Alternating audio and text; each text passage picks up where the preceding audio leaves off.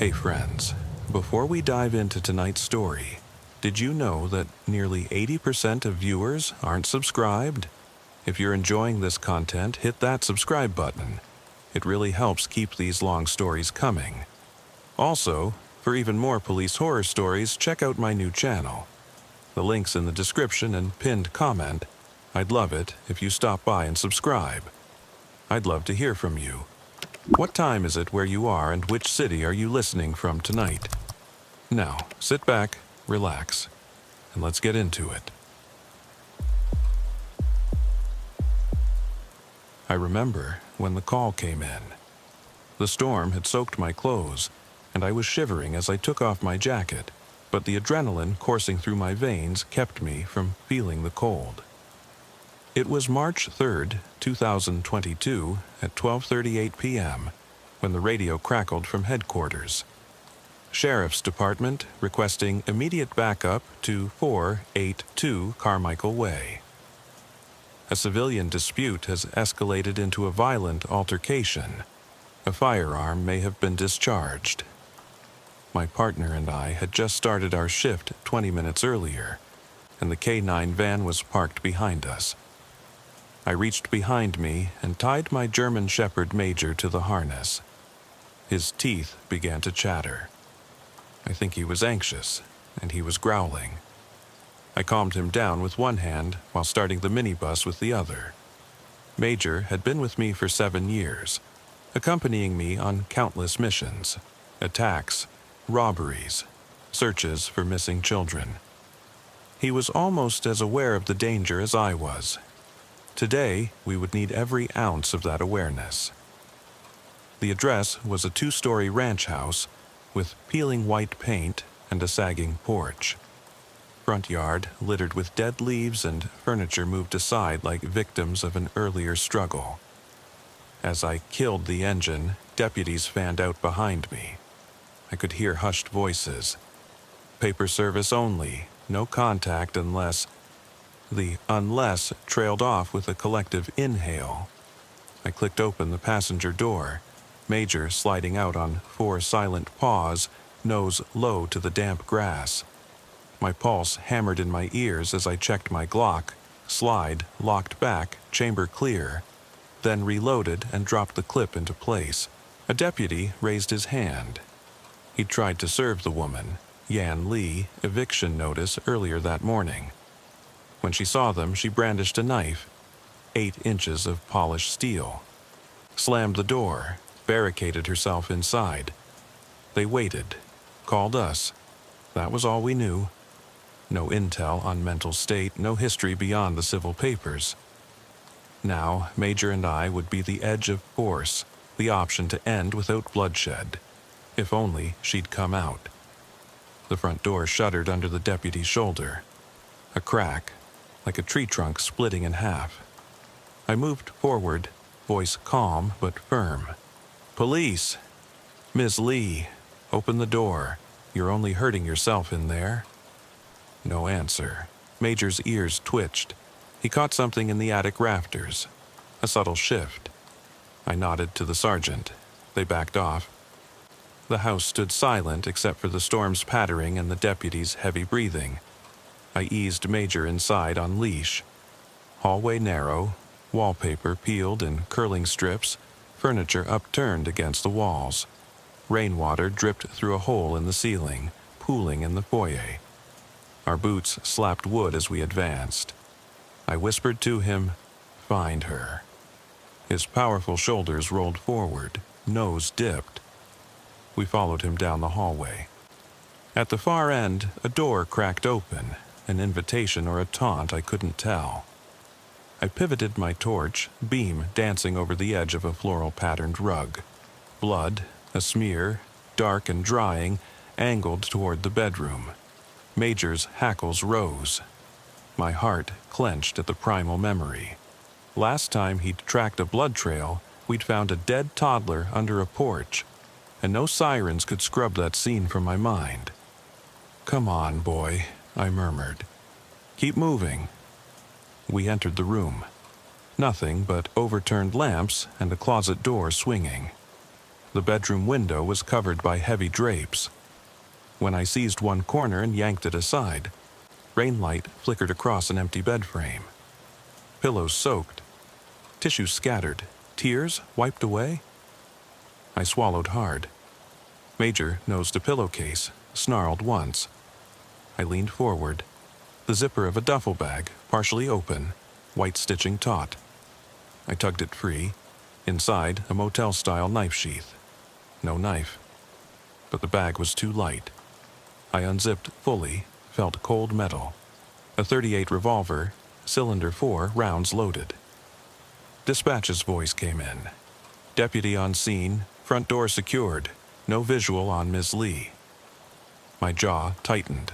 Major strained at the leash, sensing momentum. I holstered my pistol, clipped the bag's strap around my shoulder, then let the leash go slack. We moved to the closet. A ranch-style sliding door, off its rollers. I pried it open. A figure lunged, thin, wild-eyed, hair matted, arms flailing. Major tore forward, jaws snapping. I fired one shot into the ceiling, a warning shot, the detonation ricocheting like thunder. She shrieked, high-pitched, inhuman. Major recoiled briefly, then lunged again. I unleashed the second, another ceiling shot. "Stop! Stop!" I shouted, heart thrumming so loud it drowned out the storm. But she didn't stop. She pushed at the closet frame, pressing out, knife gleaming. "Major, heel!" I barked. He pivoted midair, landing beside me with a suppressed growl. My finger found the trigger, a single round chambered. I aimed at her thigh, the standard protocol for less lethal intent. The muzzle flared. The bullet tore through the door frame, embedding in the wall. She paused, chest heaving, eyes flaring with something raw and feral. Then she charged. The world exploded into chaos. Major lunged, teeth finding canvas jacket. I pivoted, shot again, this time true. Impact. The room fell silent, except for her ragged breathing and the drip of ceiling rain. Major locked jaws on her arm. I rushed in, cuffing her as she went limp. Blood so dark it looked black pooled beneath the closet threshold. Everything moved in an echo. The snap of cuffs, the zip of evidence bags, the slam of the closet door shut behind us. I knelt beside her, hand pressed to where Major's collar had cut into flesh. She was alive. I eased pressure on her wound. Too late to wonder if she'd survive. Deputies flooded in. Lights, radios, urgent questions. I barely heard them. My own breathing was a whisper. I left in the ambulance. Major riding beside me, head bowed. I lay back on the stretcher, sight blurry. The EMTs asked if I was stable. I nodded once, then closed my eyes. My belly tightened in nauseous coils. A bullet had grazed her femoral artery. 4 more minutes, and I woke in a hospital bed. Splints on both forearms, burns across my chest from the shotgun's muzzle blast. My own scrub shirt was shredded. They told me I'd been stabbed, knife ricochet off rib cage, and shot once in the side. She'd survived, but she was gone now, transported, processed, a face on a booking sheet. I asked for her name. They said, Yan Lee, age 47, eviction notice refused, previous assault with a deadly weapon. I closed my eyes and remembered her wild charge, the howl of wind through the broken ceiling. The ride home from the hospital was quiet. Major lay panting in the back seat, head resting on my gear bag. I drove through empty streets slick with rainwater reflecting neon signs that blurred into watery streaks. My hands gripped the wheel until I could feel every ridge on the textured leather. The pulse in my wrist hammered in time with the windshield wipers, each pass punctuated by static crackles in my radio, a ghost chorus of all the calls I never truly finished. At home, the hallway light flickered when I stepped inside. I paused at the threshold, listening for my wife's voice, but the house was silent. plates in the dishwasher clinked as if someone had only just left. My boots made soft thuds against the hardwood floor. I moved like a soldier stepping into an occupied zone, every nerve on edge. Major padded behind me. At the bedroom door, I hesitated. The room was dark except for the sliver of orange streetlight slipping through the curtains. I took off my jacket and boots, each movement deliberate so I wouldn't drop anything. In the bathroom mirror, I saw my face for the first time. Pale, etched with pain lines I didn't know I had. Scars crisscrossed my chest and side, each one a memento of the day's violence. I rinsed my face, but the water felt like needles on my skin. I stared at my reflection. A worn silhouette of the person I used to be, eyes too old for a man my age. The hum of the heater kicked in, and I let out a breath I didn't realize I'd been holding. Major nosed against my leg, reminding me he was there. I patted him on the head, the pressure of my palm heavy with guilt that I had put him in harm's way. He whimpered softly, and a knot tightened in my throat. I whispered, "We did what we had to do." But the words were hollow. That night, sleep was impossible. I lay on my back, staring at the ceiling fan turning in slow arcs. Every creak in the house sounded like the closet door in that apartment. I could see the shards of broken wood, hear the echo of my shot. My mind drifted to the look in her eyes, Miss Lee's wild, desperate glare as she barreled toward me. Not like a monster, like someone drowning, clawing at anything that might save her. I bolted upright in bed, sweat slick on my skin. My heart thudded in my ears, drowning out the muted thunder outside. I tried to steady my breathing, but flashbacks splintered through my thoughts. Major snapping at her jacket, the tunnel vision of my sight down the barrel, the sickening thud of her body hitting the floor. I shook my head, willing the memories away, but they clung like shadows. By dawn, I realized I hadn't slept. I stumbled to the kitchen for coffee, eyelids heavy, vision blurred. The pot gurgled as it brewed. I watched the dark liquid drip into the carafe. A slow drip, drip, drip, echoing in the quiet. I filled a mug and inhaled the steam, hoping the caffeine could wash away the ache in my chest. It didn't. At the precinct, I reported back on light duty. Captain Jennings met me at the door, his face drawn, as if he'd aged 10 years overnight. He clasped my shoulder. "Heard you're okay," he said softly. I nodded, words stuck in my throat. He glanced at Major, who sat dutifully beside me. "Good dog." Inside, the squad room felt smaller. Deputies moved around me, conversations halting when they saw the bandages on my arms. I sat at my desk, logging the incident report, detailing every second. Descended hallway at 12:42 p.m. Heard movement inside closet. Discharged less lethal warning rounds. My eyes stung as I typed. By the time I recorded each shot and stab wound, my fingers trembled. Who was I writing this for? The report would close the case, but it couldn't close the scream that lingered in my mind. Lunch was a sandwich eaten at my desk. Half a turkey on wheat, crusts cut off like they'd been deemed unworthy. I barely tasted it. Around me, the hum of copiers and muted laughter felt alien. I stared at the phone, half expecting it to ring with another crisis. But it stayed silent. Afternoon brought a call from Internal Affairs. A routine inquiry about use of force. I met them in a small interview room stuffed with gray office chairs and a whiteboard listing deadlines. They asked about my decision to fire into the door frame, about my aim, my commands. I answered quietly, precisely. When they asked if I would do anything differently, I stared at the table, fingertips brushing the wood grain. "No," I said finally. I did what I had to do. But in my mind, I replayed every moment. wondering if another command or a different angle might have spared us both. Back at home that evening, I pulled the photos from my phone. Blurry images of the bloodstain pattern from the scene, evidence markers by the closet, Major's muzzle glistening with wet fur.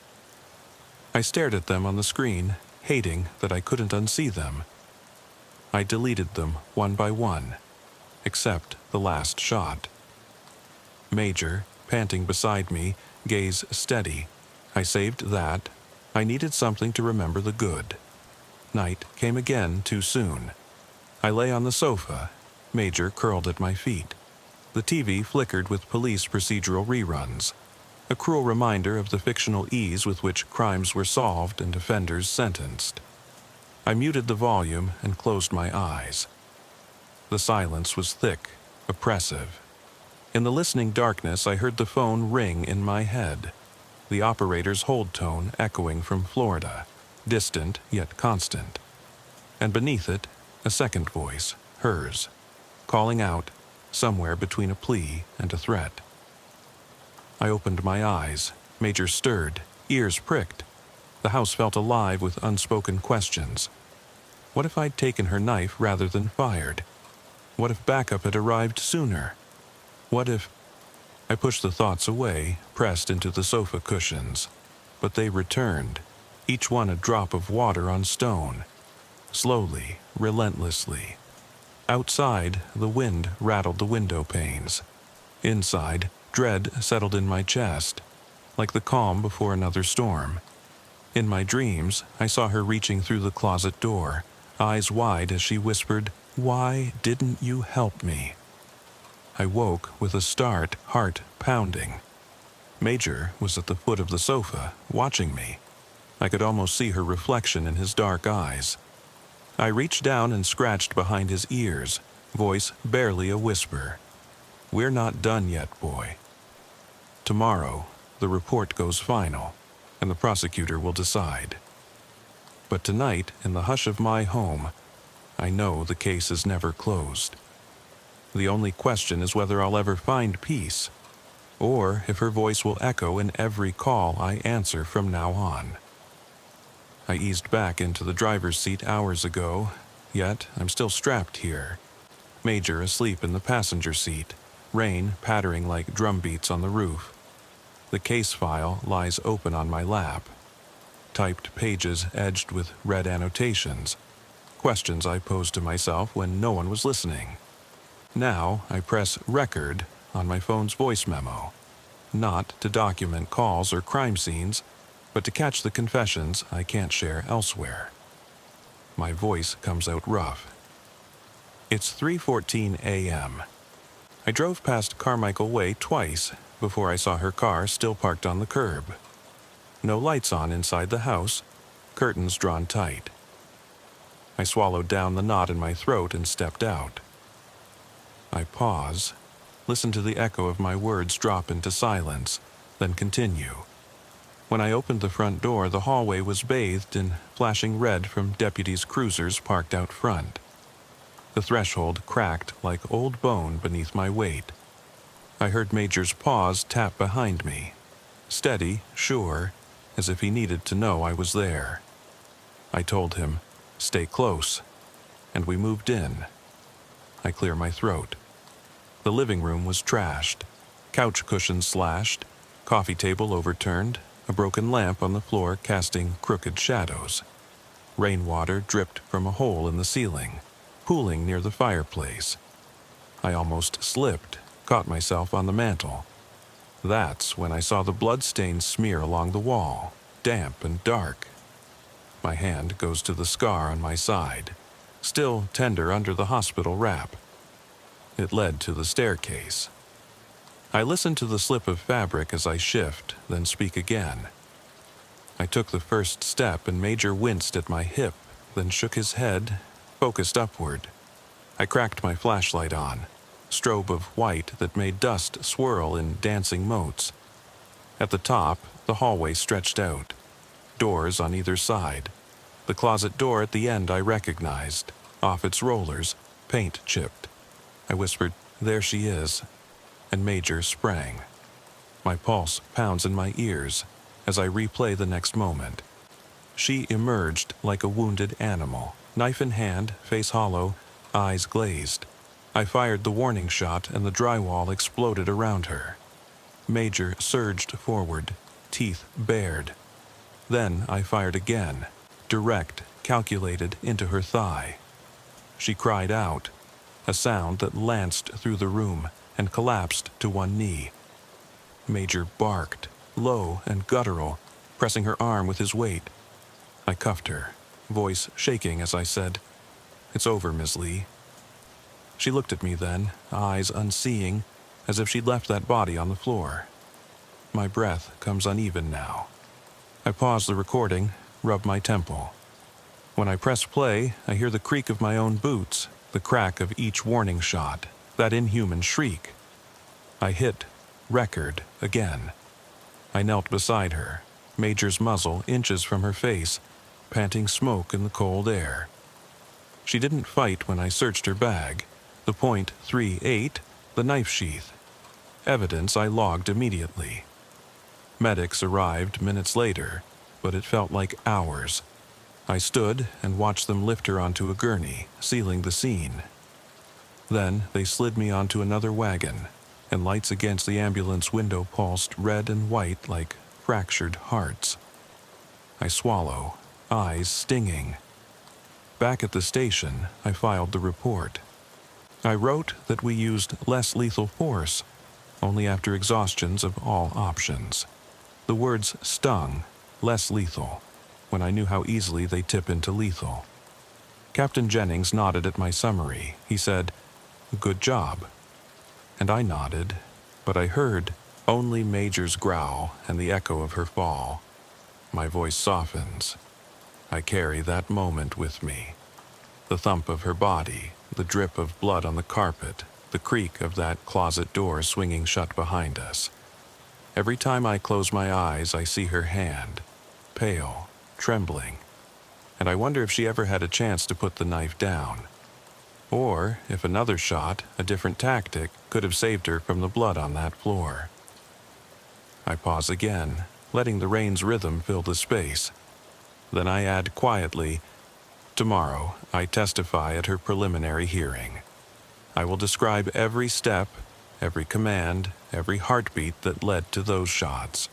2 warning rounds, 1 aimed, a single fatal strike to her femoral artery. I will stand behind the podium in full uniform and say that I acted within policy. But tonight, in this car, I tell the truth, that I still see her falling, and I still hear her scream."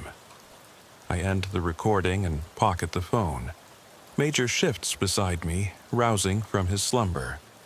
I step out into the rain, leave the lights on in the van, and walk toward the precinct.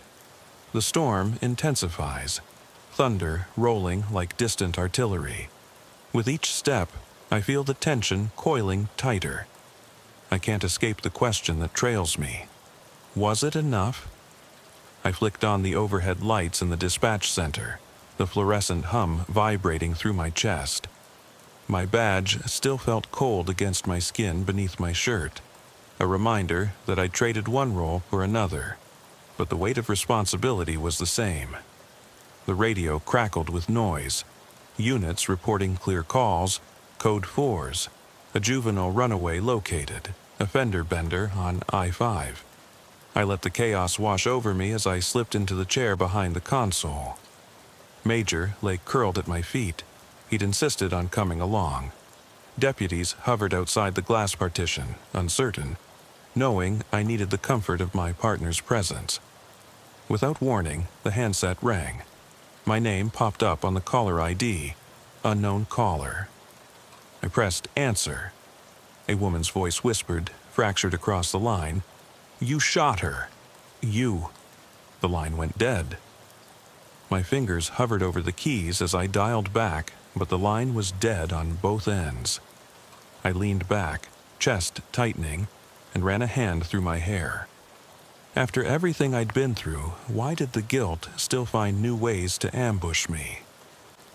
I reached past the main console to the incident file lying open. Yan Li's report. Photos of the blood spatter pattern. The closet frame shot out of alignment. My own statement typed in cold clinical prose. I described her charge as aggressive assault, but in my head I replayed her slumped form. Major's muzzle pressed to her arm as though he were trying to comfort her. My teeth clenched.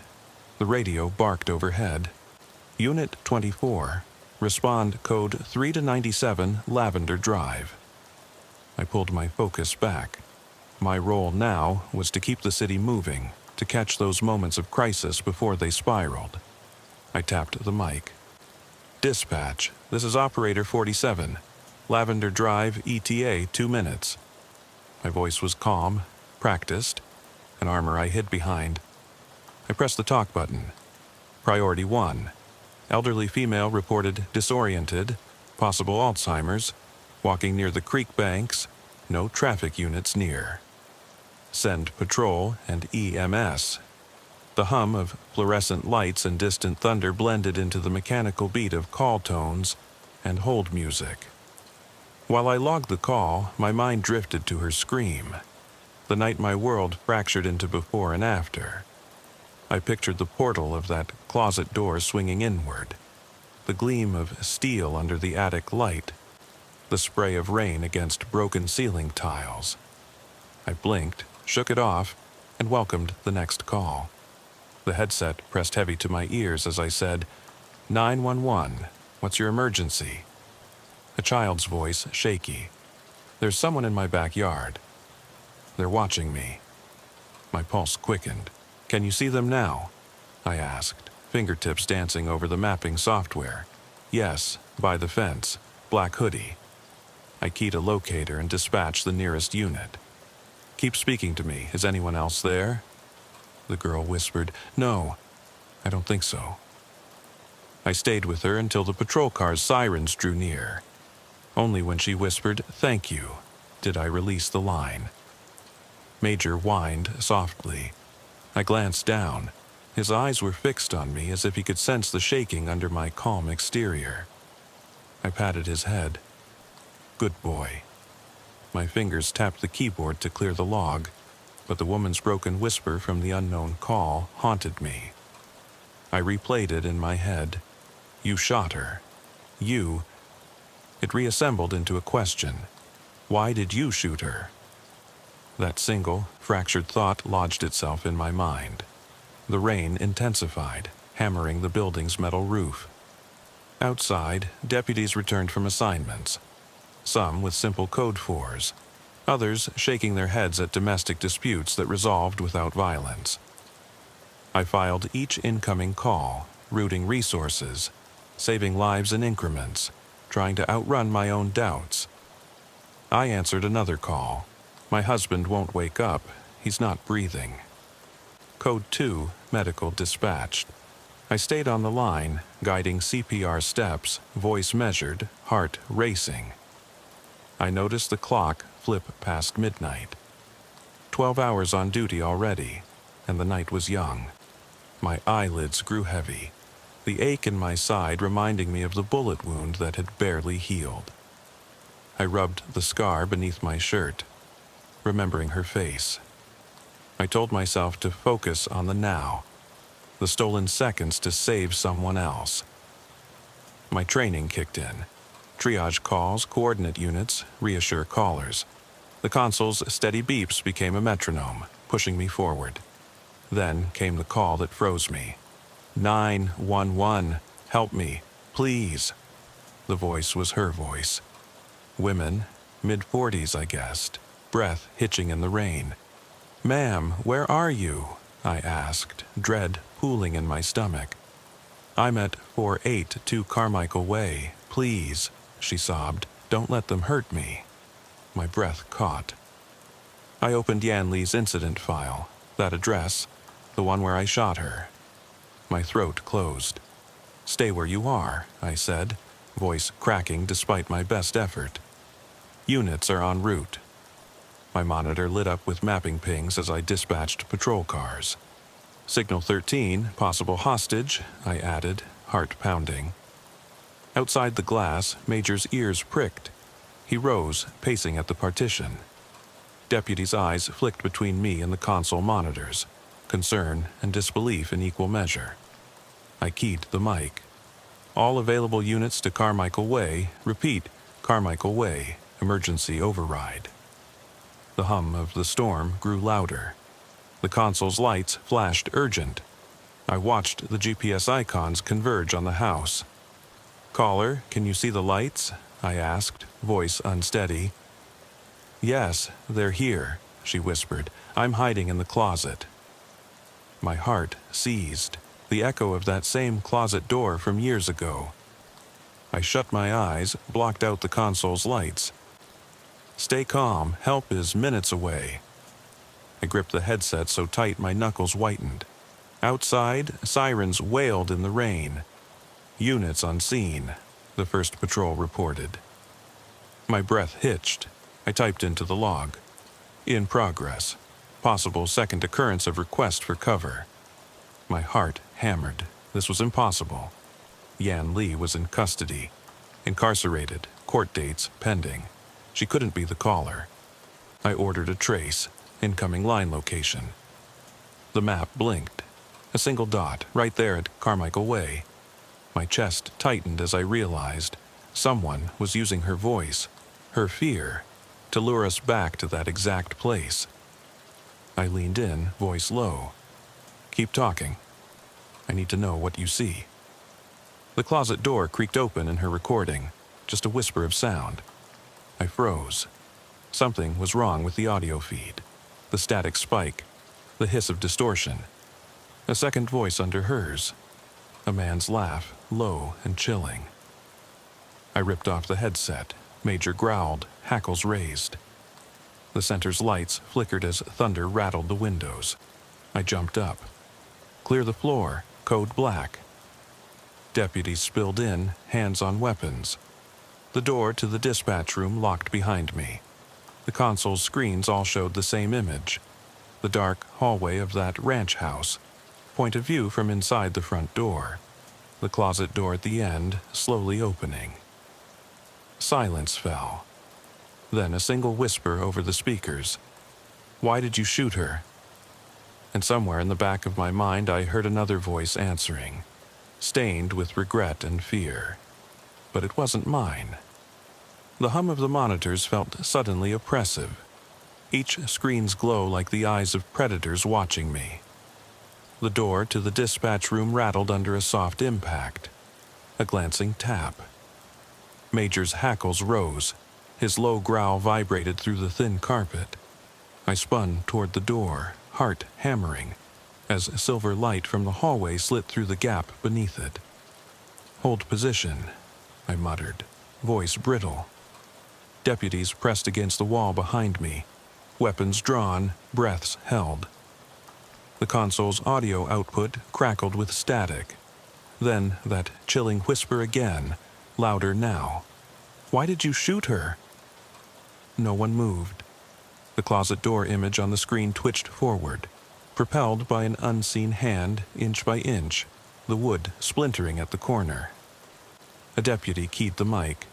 "Central, this is Unit 12, status?" No answer. The earpieces crackled empty. I reached to take the handset off hook, thumb trembling over the switch. The line was dead. I forced the cradle down, linking back into the VoIP backup. Dial tone, then the stormy hiss of external lines. Nothing. My blood ran cold. "They've cut comms," I said. "We're isolated." Flashing from the server rack's indicator lights, faint red glowed across the wall. The intruder had overwritten the feed, but to what end? The screens flickered, cycling through cameras in every precinct corridor, then plunged the monitors dark for a heartbeat, an electronic heartbeat, before illuminating one final view. The front of this very dispatch center, the glass partition reflecting our silhouettes against the rain-slicked parking lot. I pivoted to the console's master power. Switch, thumb on the safety cover. Shutting down might kill the feed, but it would also lock us out of every system, calls, databases, alarms. "No," I said. "They want us blind." Major emitted a soft whine, pressing his nose into my shin as if urging me to run. I settled my jaw. "We fight back." I battered the keyboard. Initiate lockdown protocol. Doors metal reinforced, internal sensors engaged, silent alarm to the tactical response team. Red text scrolled across the screens. Access denied. The feed returned, but it was no longer surveillance footage. It was the closet from Carmichael Way, glowing in the empty frame of a security camera. Then, through that video, a hand reached through the closet's broken door, palm open as if to push us inside. A deputy stiffened. "That's impossible. This is a private residence, no connection to our networks." I didn't answer. Instead, I reached toward the microphone and tapped its tip against my forehead in reflex, then cleared my throat. "You there, whoever's listening, this is Operator 47. I want to hear your voice. Explain yourself." Static answered. Then a slow message played back in a distorted pitch. My own voice, patched through speakers in a mocking echo. "Why did you shoot her?" But it was elongated, layered with other voices underneath. A child screaming, a man cursing, and Yan Li's whispered plea. The effect twisted my stomach into knots. "Shut it down," I hissed at the TAC operator. "Now!" He mashed the power button. Monitors went black one by one, the hum cutting off until only the room's emergency lights glowed. My fingers ached where I'd slammed the console. My ears rang. In the red half-light, I could make out every deputy's tense form. We waited. Nothing but the storm outside and the distant sirens of backup units that had finally answered our silent alarm. Minutes passed, then tap, tap again at the outer door, this time louder, deliberate. Whoever it was no longer hiding. My gun hand dropped to my side. I said quietly, "Major, behind me." He shifted, tail low. Another rap. We braced. I raised my voice. "Police, identify yourself." The knocks turned to deliberate hammer blows, the door's metal core groaning. I recognized that sound. The same collapse of the closet door at Carmichael Way, metal on wood under pressure. Something was forcing its way in. My breath hitched. Flashlights from the corridor swept under the gap. Blue beams piercing our chamber.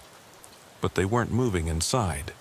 They danced across the stainless steel edges of the console and the stand of video racks.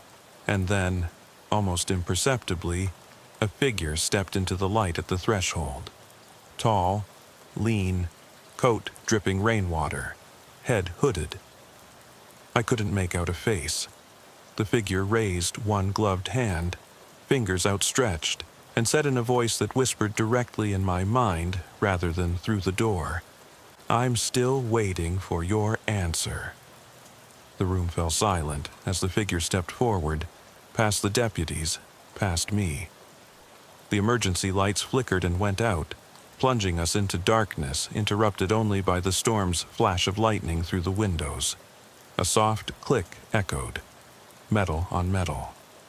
My pistol discharged in the crouch of reflex, but there was no recoil, no report. When the lightning illuminated the room again, the figure was gone. The closet door feed flickered back on the master screen, now just grainy static. The server rack's red light pulsed in the dark.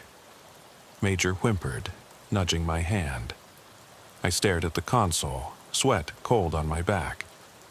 If this was a trap, it had sprung shut around us. I pressed my palm to the monitor, willing the feed to reveal a clue, and the static resolved into one clear phrase scrawled across the grain. "Help me find the door." The emergency lights blinked back on. Deputies scanned the room, their weapons lowered but eyes wild. I shut off the video feed and turned all screens back to mapping. The only active dot was my own, here in dispatch, surrounded by walls that seemed to constrict. I swallowed hard, voice barely above a whisper. We need to clear this building. Check every room, corridor, closet. Major, stay with me. We're looking for a door that doesn't open the way it should." My knee trembled when I straightened, but I had to move. We stepped out into the corridor, flashlights in hand, the storm's shadows chasing us down the hallway. As we passed the last row of holding cells, I paused. The heavy steel door to the interview room stood ajar, where I'd faced internal affairs just days before. Inside, the wall was plastered with photos. Yan Lee's eviction notice, the knife sheath, the closet frame from Carmichael Way, her hospital ID band, even the blurred image of her eyes wide in shock. A deputy called out, "Sir, look." We formed a half circle around the doorway. Beneath the photos, scrawled in what looked like blood echoing in my mind, were the words, "You still have the key." My throat went dry. I recognized that phrase, something I'd whispered to myself in the van after the shooting. A key, but I'd never found a physical key. It was a metaphor, a token of guilt I thought I'd locked away. Now, it lay before me, carved into plaster like a judge's verdict. Major growled, nose quivering. The corridor stretched into darkness on either side. Every exit sign glowed green but offered no comfort. I clenched my jaw and stepped forward. "We find it," I said, voice steady even as my heart pounded through my ribs. "We find the key." The deputies shifted, flashlights skittering across the floor. We advanced, each step echoing in the empty station. And somewhere, in the static churn of monitors rebooting behind us, that whisper drifted once more. "Help me find the door."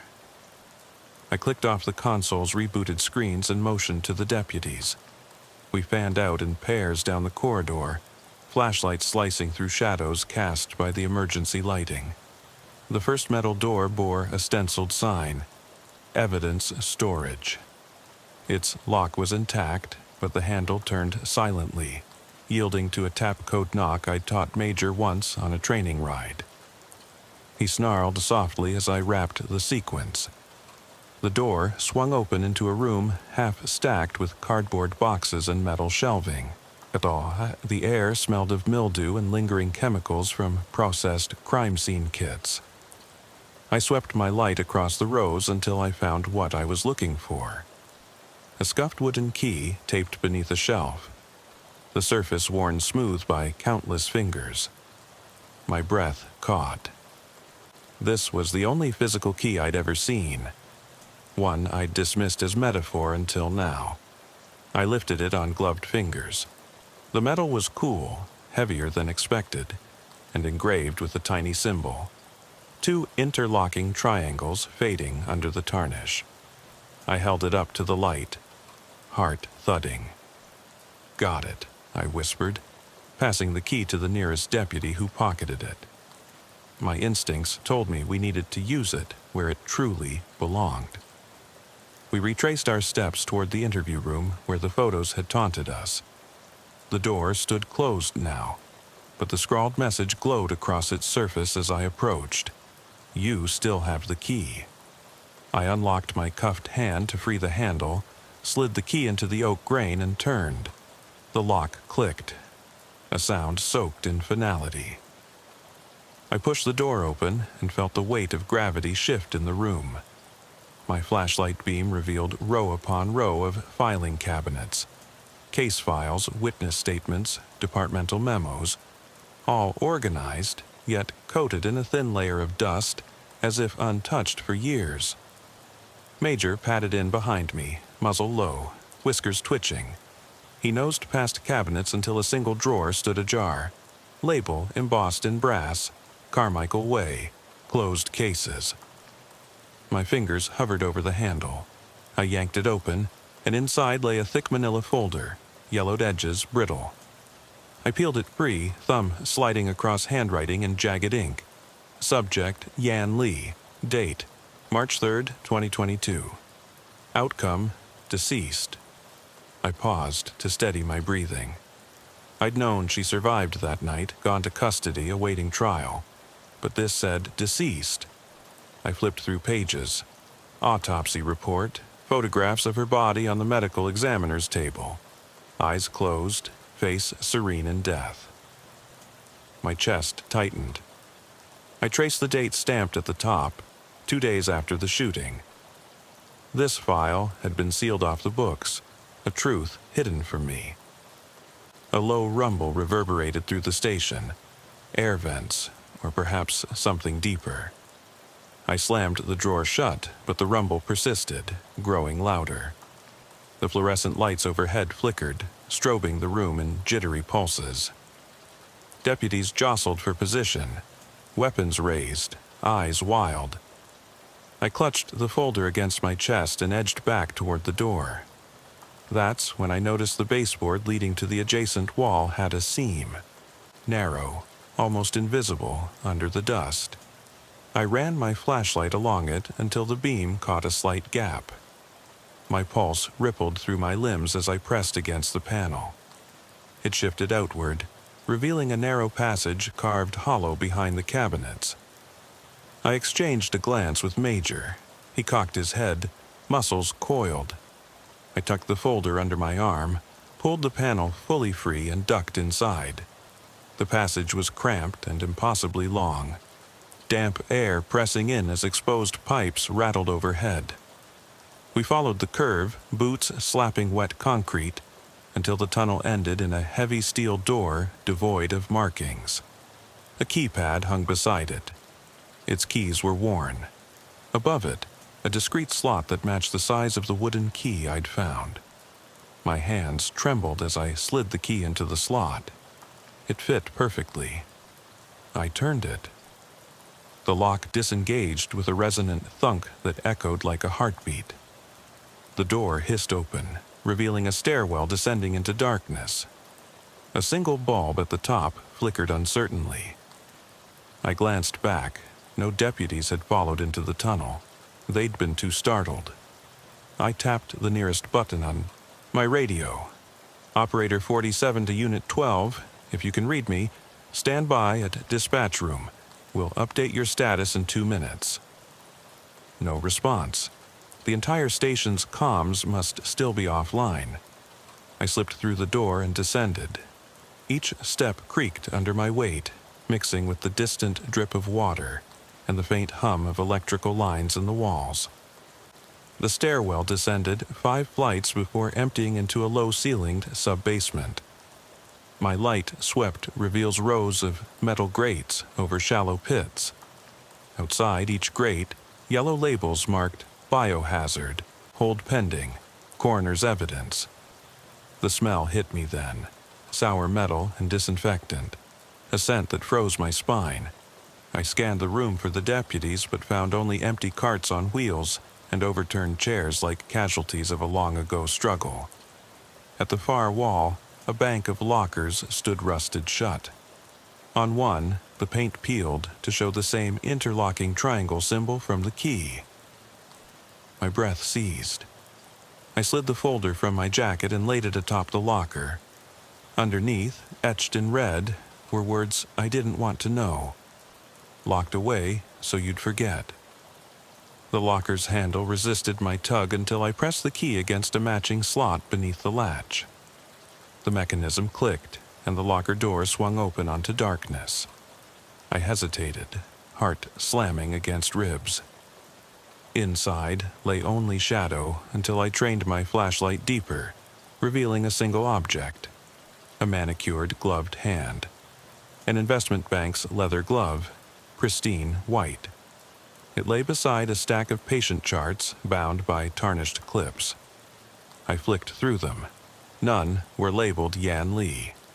Instead, they bore names of precinct officers who died by line-of-duty accidents or unreported collisions. My gulp echoed wide in the concrete chamber. The glove twitched at my touch. I yanked back, Major snarled, hackles raised. The glove lay still again. I pressed deeper, rifling the charts. Each file contained scans of officers who'd vanished months after serving at Carmichael Way. Never found, never accounted for. Names I recognized, colleagues whose faces I'd passed in the hallways. Panic blossomed. I slammed the locker closed and slammed my fist on the recessed keypad to lock it. The metal clang reverberated through the pit-filled floor, and I spun to run. But the sub-basement's single exit door swung shut on its own, sealing us in darkness. My flashlight flickered once, then died, leaving me in pitch black. I fumbled at my belt for the backup torch. Major brushed against me, warm fur a faint comfort. I clicked it on, dim but enough. We stood in a pool of yellowed light. The echo of the locker's door closing still hung in the air. Then, from deep within the gloom, a voice rasped, muffled, "You found it." My heart vaulted. I pressed my back against the wall, breath shallow. "Who's there?" I called, voice trembling. The speaker stepped into the beam, a silhouette clothed in a dark uniform, face hidden behind a surgical mask.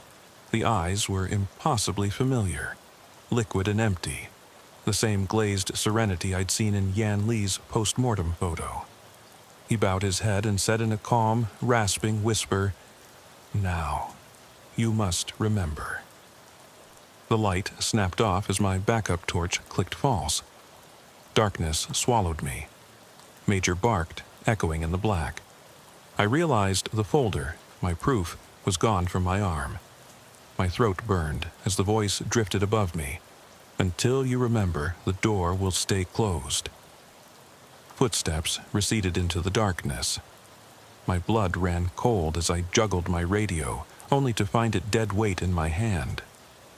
The last thing I felt was Major's muzzle pressing against my palm, then a distant click. The locker above opening once more, and a whisper so close I could have been the one speaking. "Help me find the way out." I fumbled along the concrete wall, sweeping my flashlight beam until I found the latch on the exit door. My fingers slipped on the cold metal, slick with condensation, and I cursed under my breath. Major circled beside me, low whine in his throat, nose pressed to the ground. I kissed the leather of his collar. "Come on, boy," I rasped. "We're almost there." The door swung open with a groan, and I blinked against the harsh white light of the stairwell above. My heart seized as I realized the stairwell had shifted. These steps led upward, but the landing at the top was not the dispatch center. Instead, I stood in the foyer of the ramshackle Carmichael Way house, the very apartment where it all started.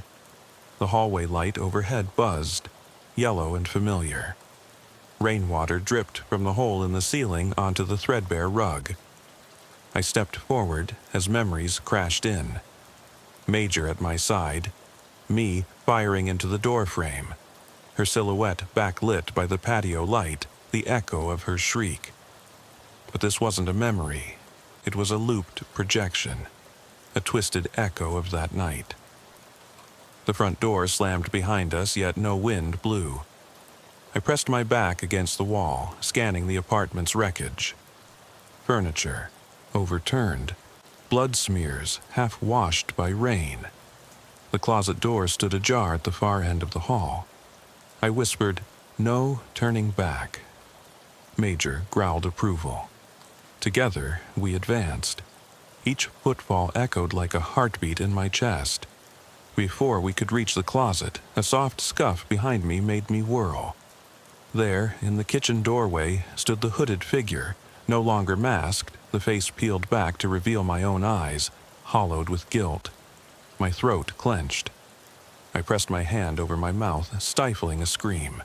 The figure raised a trembling finger and pointed at the closet door. I understood. This was the final test. I nodded, voice caught in my chest. I remember. My boots carried me across the living room. I could taste blood and rust in the air. The closet door swung open on its own, revealing a spiral staircase descending into darkness. I hesitated only a moment before stepping inside, Major at my heels. The spiral collapsed into a circular chamber painted white, pristine, unreal. In the center, a solitary chair faced a projection screen. I blinked at the rows of framed case files hung like trophies on the walls, portraits of victims I'd tried and failed to save. The elderly woman at Lavender Drive, the teenage girl by the fence, the man in the middle of I-5. But the largest frame at the far end held one photo. Yan Li in her hospital gown, eyes open, staring directly at me. I felt tears sting as I recognized the moment she whispered through the static, "Help me find the way out." The hooded figure stepped forward and peeled back its hood. My face once more, but softer, unscarred. Traces of the man I used to be. It spoke in my own voice, calm and steady. "You abandoned me." Major growled. I dropped to my knees. "I'm sorry," I choked. "I did everything I could." The figure's expression didn't change. "You left me in the dark." Behind me, the projection flickered. My own actions on loop, warnings fired, Major lunging, her collapsing. Each moment repeated without mercy. I wiped my sleeve across my eyes and stood. "Then help me," I said, voice echoing off the white walls. "Tell me what to do." The screen glowed red. A single line of text appeared. "Unseen corridor. Find the truth." I turned, seeing another door in the wall I'd missed, metal unmarked. I slid the wooden key into its slot. The door swung inward into a narrow hallway lined with mirrors. I followed my reflection until I reached the end, where the final mirror stood shattered. My hand trembled as I touched the broken glass. The shards reflected not my face, but hers. Yan Li, tears streaming down her cheeks, staring at me with accusation and sorrow. I knelt before the mirror and whispered, "I remember now." The shards melted away like smoke, revealing a doorway lit by dawn. Beyond it, rain-sodden streets and uniformed deputies rushing in.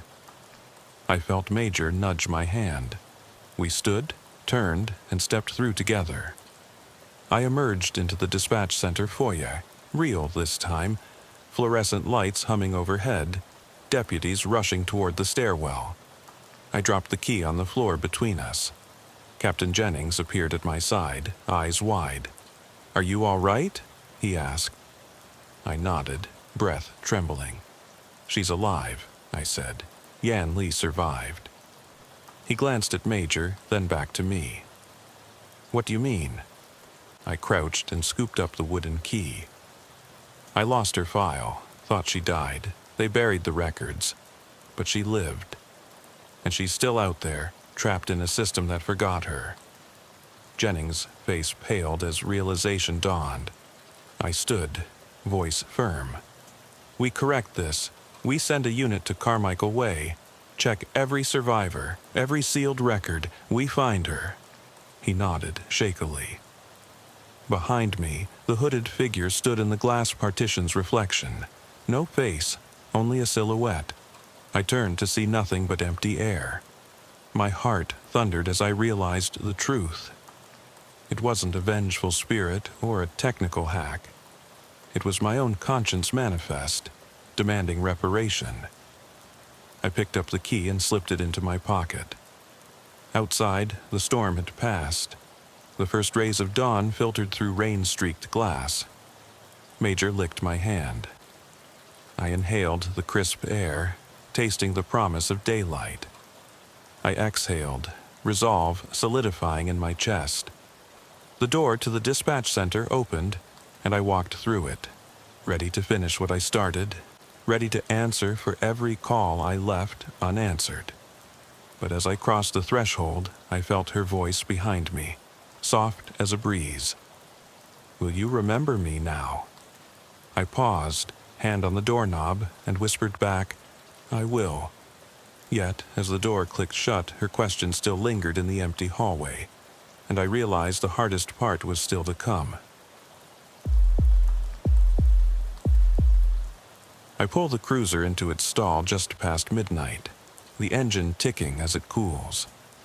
My shoulders ache from the weight of the day's uniform, the Kevlar vest, the radio mic clipped to my chest that still seems to vibrate with echoes of frantic voices. I step out onto the asphalt, the cold sting of Florida night air surprising me. Humid, yes, but somehow sharper in the dark. The precinct's fluorescent lights bleed onto the pavement, reminding me I'm not at home where my daughter's nightlight would be waiting. Not yet. Inside the station, the hallway stretches ahead like a tunnel of muted echoes. Distant footsteps, an answering machine flickering beside the sergeant's office, coffee machines burping out their last drip. I'm halfway to the locker room when my radio crackles, barely audible over the hum. Unit 17, Code 2, welfare check requested at 320 Elmwood Avenue. Possible mental health subject, dispatch out.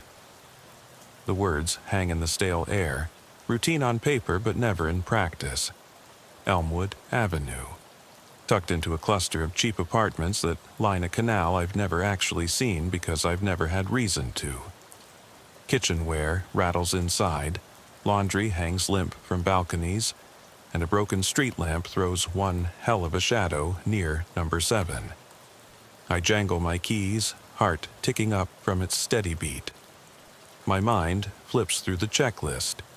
Medical backup, crisis intervention if needed, non-lethal options. I remind myself I volunteered, because someone has to be there when the professionals worry it's too late. I catch my reflection in the tinted cruiser window as I shrug on the vest again. 3 sizes too big on me, baggy around the ribs. My face is a road map of years on patrol, thin lines around the eyes, a permanent crease between my brows. I haven't shaved since Tuesday. Phone buzzes in my pocket. My wife texting, "Don't be too late, you promised." I eye the message, thumb hovering over read. I don't reply. Not yet.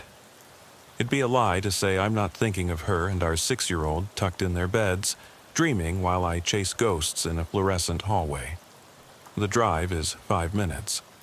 Too short to gather courage, too long to talk myself out of the ride.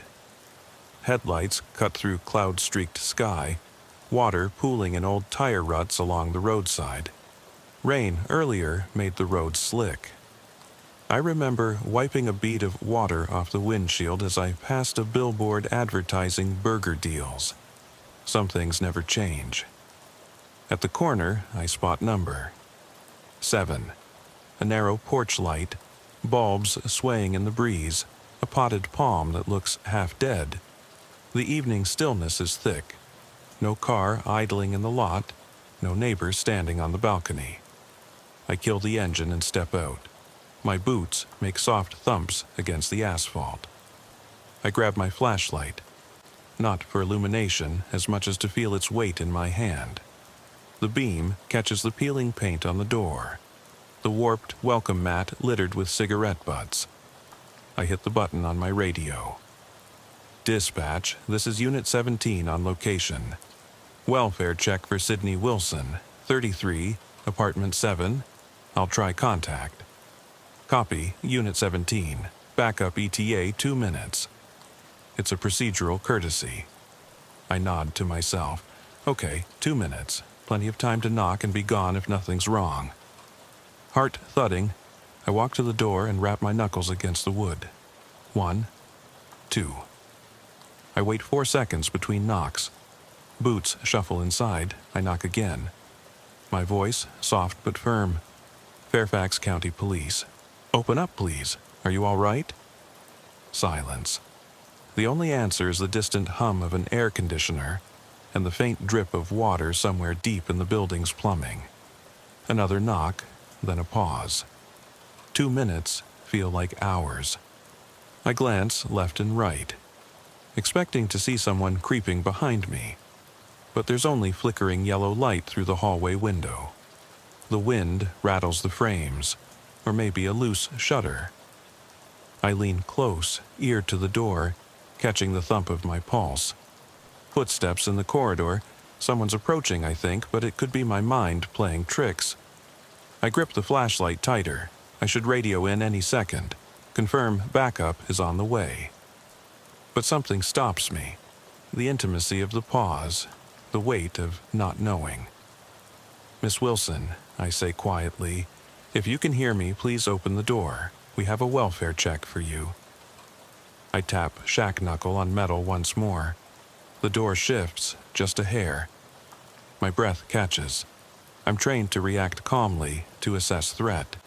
But trained doesn't mean emotionless. A crack widens, and through the sliver I see a pale face, eyes too wide and too still to be civil. Skin stretched tight around cheekbones, hair unkempt, clothes stained. My mind surges. Is she suffering? Is this agitation or something deeper snapping at the edges? Before I can speak, the door creaks wider, slow, deliberate. The hallway light inside is dim, yellowed, casting long shadows over peeling wallpaper. The apartment behind her yawns like a cave. I take a step back, flashlight raised but level, non-threatening. "Officer Reed," I say, voice steadier than I feel. "I'm here at the request of your counselor. They say you've been in crisis." She tilts her head, lips parting in a half-smile that doesn't reach her eyes. No words. A silence that feels alive and hungry. The air smells faintly of bleach and something rotten, maybe a spoiled carton of milk in the kitchen sink. My radio crackles again. Unit 17, backup, has 2 minutes out. I don't answer. She steps aside, fingers brushing the doorframe. I notice her knuckles, white, tense, like she expects me to charge in. Every muscle in her arm tenses, but she stands perfectly still. I imagine what's inside, a flurry of emotion, battling a wall of fear. Maybe it's psychosis pushing her to a corner. Maybe it's that flash of desperation that makes us all human. All I know is that at this moment, I have to decide. Push in and risk violation, or wait and risk harm. I take another breath. "Ma'am, may I come in?" I ask, voice low. No flourish, no dramatic pause. Just a direct question. The door hovers between closed and open. Her eyes drift to my radio clipped at my shoulder, then back to my face. Something in her gaze twists, like she's weighing trust and contempt on a blade's edge. The world narrows. I can feel the hallway's pressure behind me, the building settling, the night breathing. My hand dips toward my taser holster more out of habit than intent. 2 minutes until backup. 2 pulse-thundering minutes. The final inch of light disappears as the door swings shut, cutting me off from the outside world. I stand in the dark, flashlight beam bouncing over a cluttered hallway. Discarded shoes, a coat rack bent under weight, a stray sock, a child's toy in the corner, an abandoned figurine camera under a layer of dust. My stomach tightens. Did she slam it? Or did she let it close softly, inviting me into a trap of her own making? I press my shoulder against the door and push gently. It yawns inward, revealing the threshold. The apartment beyond feels empty and full of echoes, of words she won't speak, of threats hanging unsaid. I step forward.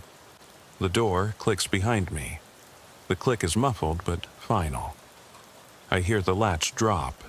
I flash the light across the entryway.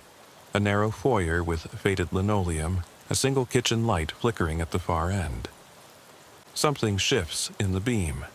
A photo frame on a console table, a woman's scratched-out face, an overturned chair, furniture shoved aside, like someone left in a hurry or was forced into flight. My tongue catches against the roof of my mouth. Instinct yells something's wrong, but it's silent, too silent.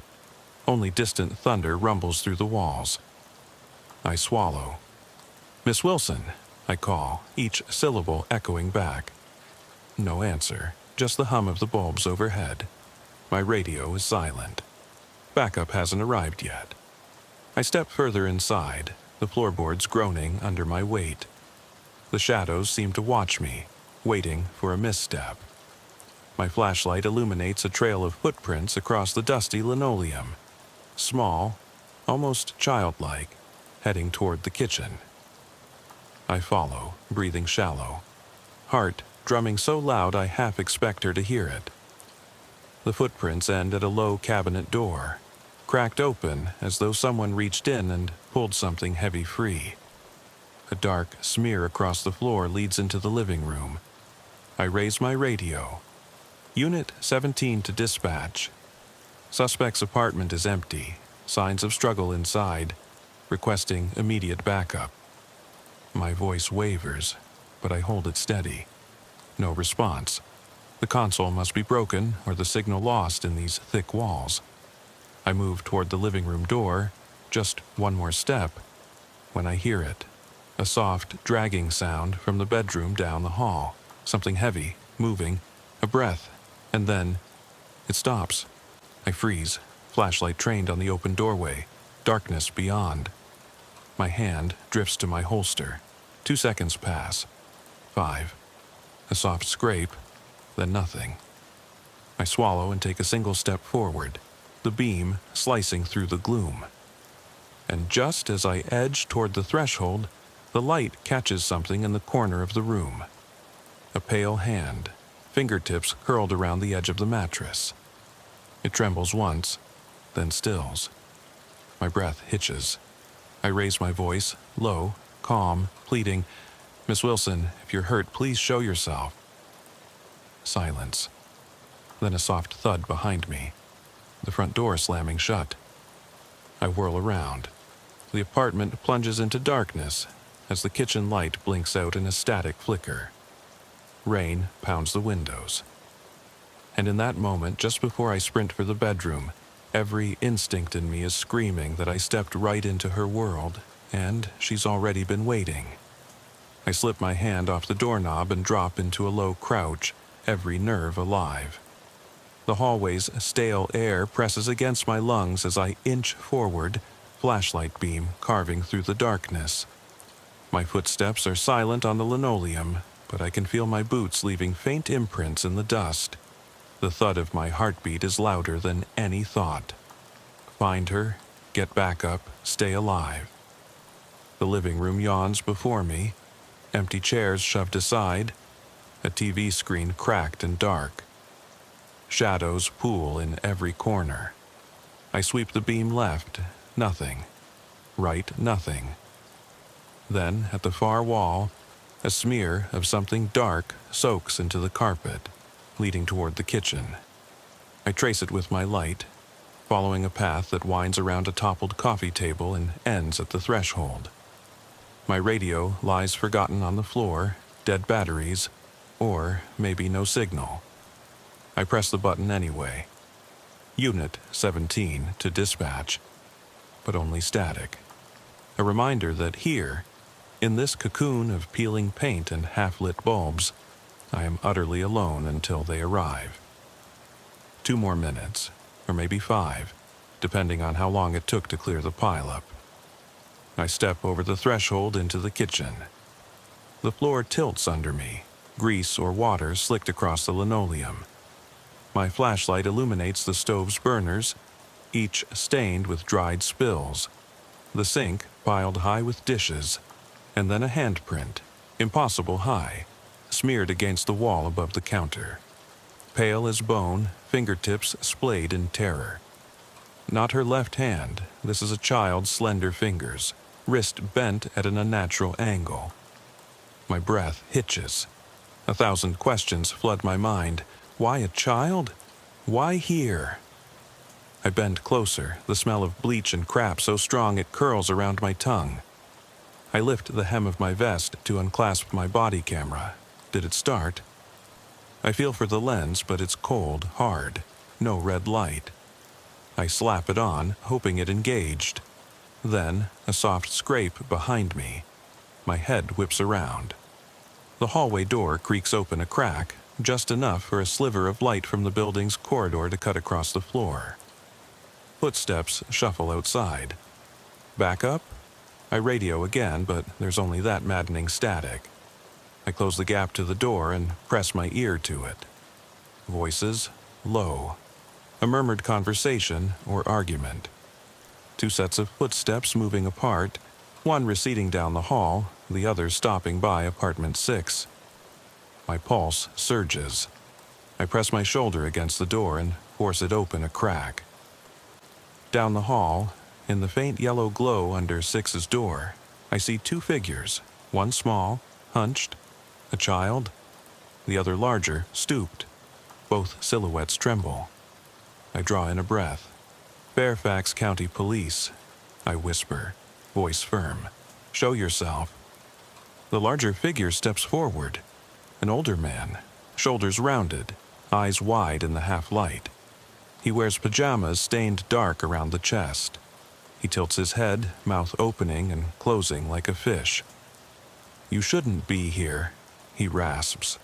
The child figure behind him shifts, stamping small feet, but never steps into the light. I force the door wider, light spilling into the corridor.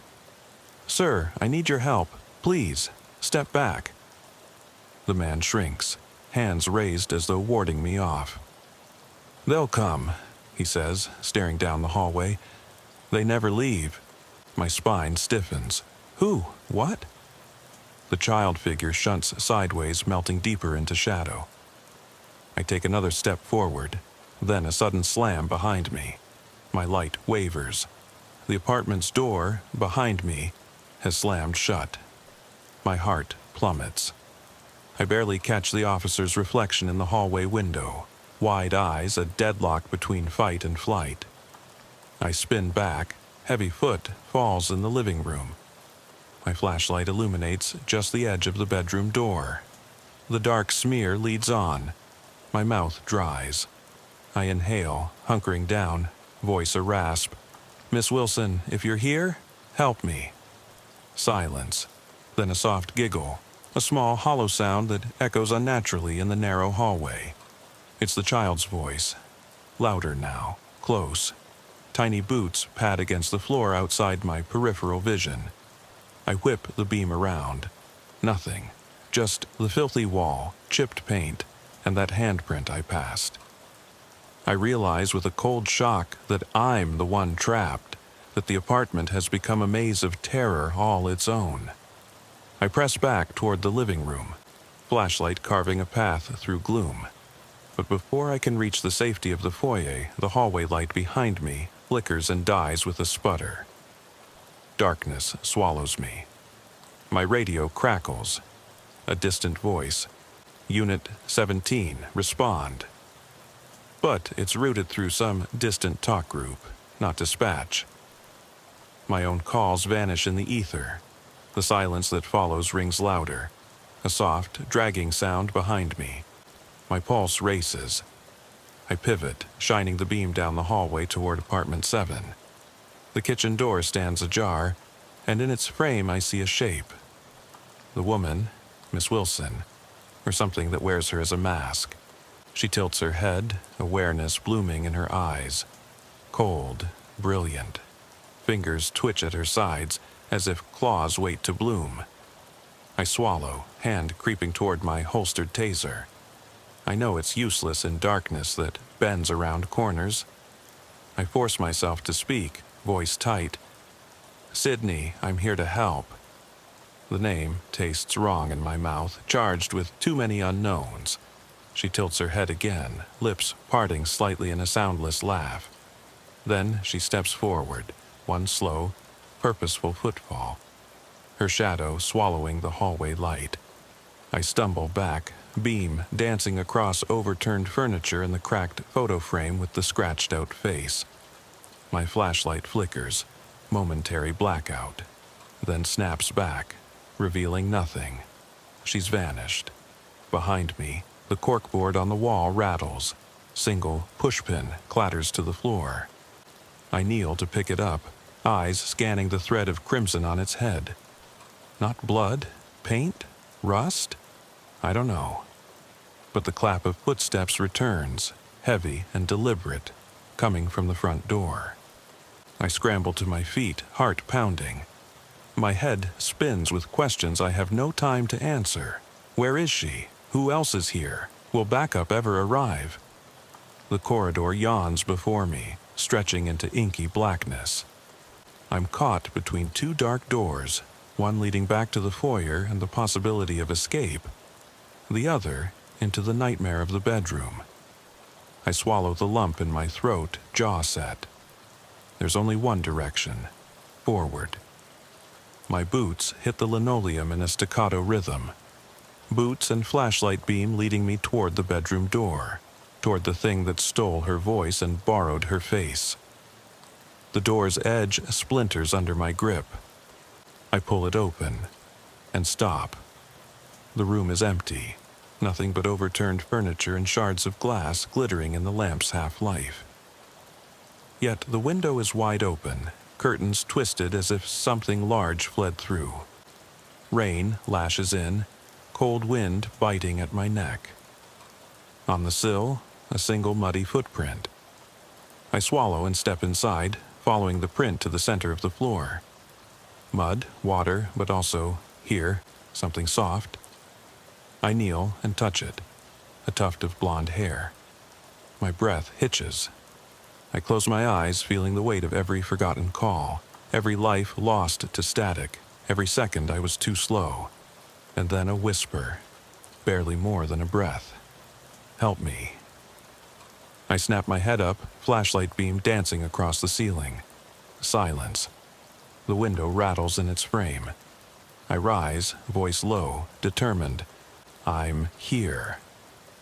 But the air answers only with the distant roar of thunder, and I realize the only thing in this room is me, and the thing I thought I'd left behind. I hesitate only a fraction of a second before stepping back through the open window, rain beating my back like a warning. The world outside the bedroom rushes in, an alleyway slick with puddles, the distant thrum of engines on Elmwood Avenue, a single street lamp wavering in the wind. I twist to peer through the broken pane. No sign of her silhouette disappearing into the night. No hint of a path beyond the concrete ledge. Just endless dark, punctuated by the staccato flash of lightning. My vest pulls at my shoulders as I climb through, boots landing on the wet brick ledge with a muted thud. The window frame rocks under my weight, wood splintering where it gave way. Inside, the bedroom floor is cold and still. Out here, the night is alive in angry shouts. I glance over my shoulder. The apartment's facade seems to convulse in the storm's breath, peeling paint rippling like skin. And somewhere inside, a heartbeat thrums in the walls. A sudden noise, metal scraping against metal, spikes my spine. I whip around. At the ground below, half hidden by shadow, the front door swings on its hinges, opened by no breeze I can feel. The threshold yawns like a mouth. My radio lies useless behind me. Dispatch is a lifeline I've severed myself. No backup will come until I secure her, until I call it in. But in this place, voices die on the static. I wait my stance, jump down and chase or slip back inside and close the door. The alley is only 10 feet below the window, but bricks are slick with rain. My heart pounds, each beat a warning that I'm out of my element, a predator caught above ground. But she's out there. I can't lose that tuft of hair, that echo of a child's plea. I clench my jaw and step off the ledge. Gravity hurls me downward for a heartbeat too long. I land in a crouch against the wet brick sidewalk, boots skidding to a stop. Pain flares in my ankle but doesn't stop me. I sprint toward the street, rain streaming down my face, flashlight clasped in one hand, other hand brushing my jacket where my badge rides. Streetlight flickers overhead. Water splashes underfoot, soaking through the leather soles of my boots. I squint into the dark. Windows across from the apartment building show no movement, no silhouettes peering down. It's as though the entire complex has gone silent, swallowed by the storm. I swing and open a gate leading to a narrow side path between buildings. Too tight for cars, just wide enough for one person to squeeze through. I fumble the flashlight strap around my wrist and switch to high beam. Its cone cuts through the downpour, catching droplets like falling stars. Footsteps echo behind me. Someone's following. I whirl, beam searching the entrance to the alley. Nothing but a tangle of garbage bins and a stray cat that darts away, fur soaked and eyes glowing. I exhale and push on. The path bends sharply to the left, leading behind the apartments. The drizzle turns into a sheet as I press forward, boots plopping in shallow pools. Trash rustles in the wind. I pass doors marked fire exit that look too flimsy to hold anyone in. Paint peels off them. Hinges rusted. Each step echoes like a countdown. I catch sight of footprints, scrawny, child-sized, leading away from one door, toward a chain-link fence with a jagged gap. Even in this storm, the prints are fresh, edges crisp in the mud.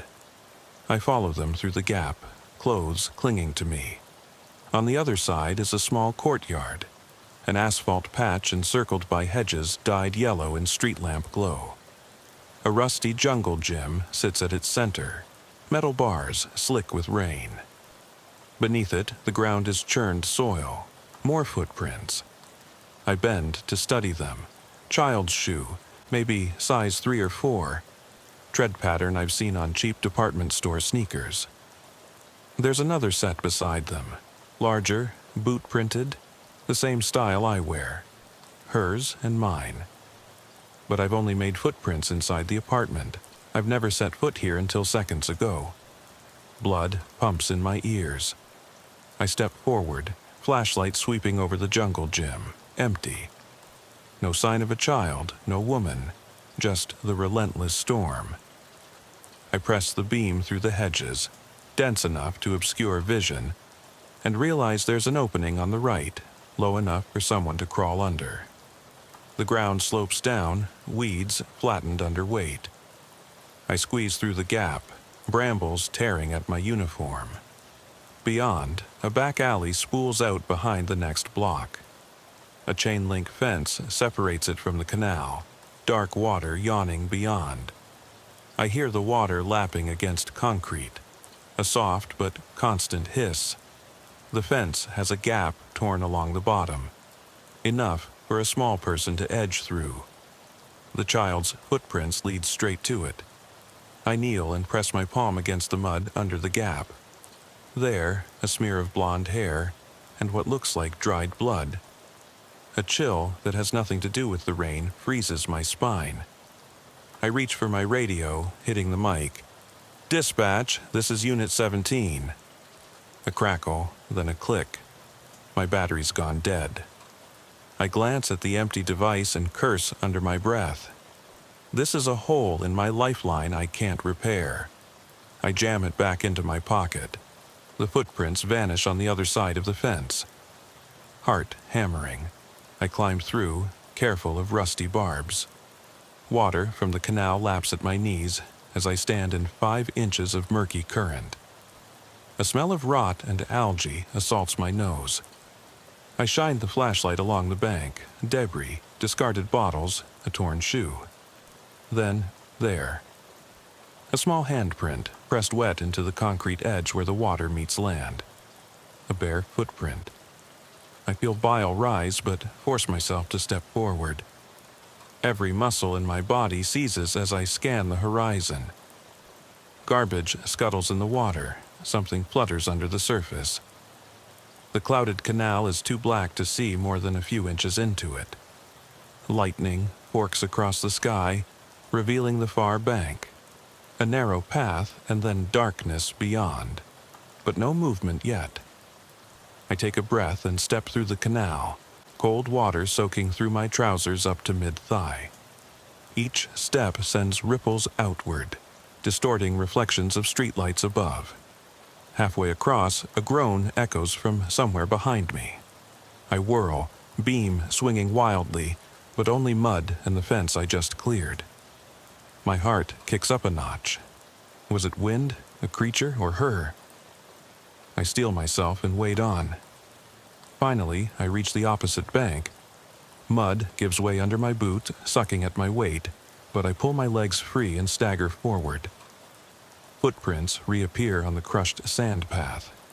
Hers, and now another set, heavier, booted, foreshortened. I follow them uphill toward a set of wooden steps leading to a drainage culvert beneath the train tracks. The boards are slick with moss and rain. Each step creaks. I pause at the top. Beneath, the darkness yawns, a tunnel mouth wide enough for a child. I swing the flashlight inside. The walls are lined with broken concrete, water dripping steadily. In the middle, ankle-deep water flows out of the darkness. I shine toward the far end, a pinpoint of light, maybe daylight filtering through the next side. But halfway there, something shifts in the beam. A dark figure retreats into the tunnel. Not her mask of Sydney Wilson, but a young girl shape hunched over. Curly hair plastered to her head, a dress sodden and gray. She turns her head, eyes hollow, face streaked with tears and dirt. "Hey," I shout softly, voice echoing. "It's okay, I'm here to help." The tunnel amplifies my words. She stands motionless. I take a step forward, then a sudden jolt. Something brushes against my leg. My flashlight drops to the floor, beam dancing across the wall. I snatch it up, heart racing, and see her hand brushing mine as she steps past, moving away into deeper darkness. I sprint after her. Splashing through the muck, I reach a fork in the tunnel. One path rises slightly to a rusted grate, the other dips into deeper gloom. Her footprints head left. I follow, breath staccato. The light pinpricks grow fainter. Water rises to mid-calf. The air smells of mildew and decay. Rat squeaks echo off walls. Distant, a thunderous rumble of a train passing overhead. I call again, "Little girl, please, stay still." My voice cracks. She glances back, a pale silhouette, and I catch a glimpse of her eyes reflecting light, wide and pleading. Then she darts forward, slipping on the mold-slick concrete, toppling into the water with a shriek that echoes like a scream underwater. My stomach lurches. Without thinking, I dive after her. The water's cold beyond reason. I grab her by the arm, yanking her upward. She lies limp in my grasp, soaked and shivering, hair plastered over her face, silent. Adrenaline surges. I cradle her against my chest, scanning for more movement. The only sound is water dripping from pipes above and our breathing. The pinprick of light at the tunnel's end grows brighter. I push us forward, stumbling through the muck. The ground levels and suddenly we're under the open sky, the tunnel mouth sloping into a grassy embankment. She lifts her head, eyes unfocused, then finds mine, wide, afraid. I say nothing. I just keep moving, ducking under the chain-link barrier that borders the tracks. Rain drives into our faces. Beyond the fence is the street again, Lambert Road. A patrol car idles, lights off. I stumble forward, calling on the radio again. This time, a crackle and a voice. "Unit 17, are you okay?" It's dispatch. My relief is so overwhelming I almost drop her. "I have a juvenile, rescued from the drainage tunnel," I rasp. "I need medics and backup to 320 Elmwood Avenue, East Side Alley." Headlights snap on. 2 officers jump out and rush toward me. I hold the child close as they approach. She flinches, pressing into my chest. I sweep the flashlight away and shine it in their direction. Identify myself and my badge. They call for medics while one crouches beside me, asking gently, "Ma'am, you're safe now." She looks up at him with tear-filled eyes, then to me. I kneel and speak softly. "You're safe. You're safe." The words feel empty, but she nods. Rain pelts us as sirens wail in the distance. I stand, lifting her into the arms of the medic who arrives. I feel every muscle tremble. My body shakes from cold, adrenaline, relief, and guilt that it took so long to find her. Lightning forks overhead as the tunnel mouth behind us gapes like an open wound leading back to darkness. They lead us away. I stay just long enough to watch her vanish into the ambulance, then turn back toward the ruins of Elmwood Avenue, toward the apartment with the scratched-out photograph and the twisted halls. Somewhere inside, the story of Sydney Wilson waits, a story I've only just begun to unravel. I raise my radio. Dispatch, Unit 17 clear. Requesting transport back to station. There's static. Then finally, copy that, Unit 17. My voice is low, ragged. I don't mention the woman or the child's laugh that still echoes in my mind. I just stand in the rain, letting it wash over me, wondering which darkness comes home with me tonight. I press my shoulder against the wet brick and haul myself upright, calves burning as I steadied in the pitch-black alley. The shudder of approaching sirens doesn't ease my pulse. It only reminds me how close I came to losing her forever. 2 officers break through the rain-slick haze and rush to my side, slippers of flashlight beams, voices clipped into the night. Their parka hoods dripping, they kneel beside me and call to the little girl, but she's already curled against my chest, shivering, eyes wide with fear and relief. I hold her tighter, whispering a steady mantra. You're safe. You're safe. Overhead, the rain intensifies, hammering our backs in a frantic applause. The ambulance door swings open, and medics spill out into the downpour, their flashlights and gurney lights carving a halo in the storm. I hand her over with gentle insistence to one of them. His face solemn, hands tender, while the other officer gathers my radio and checks my stability. I stay rooted until they wheel her away, until her small boots clatter on the asphalt beyond the flood of lights and the storm's roar. Only then do I allow myself to breathe. The drive back to the station is a blur of blue lights and swirling reflections on the pavement. My uniform is soaked through, badge gleaming like a beacon, pulsing with every flash of the strobes. I sit in the cruiser's back seat, helmet resting on my lap, chest rising and falling too fast to count. My radio chirps with calls, routine welfare checks, false alarms, another pileup that needs attention, but I'm deaf to it, disconnected by adrenaline and the echo of that child's whisper. Help me. I close my eyes and see Sydney Wilson's face, pale and blank, behind the locked door.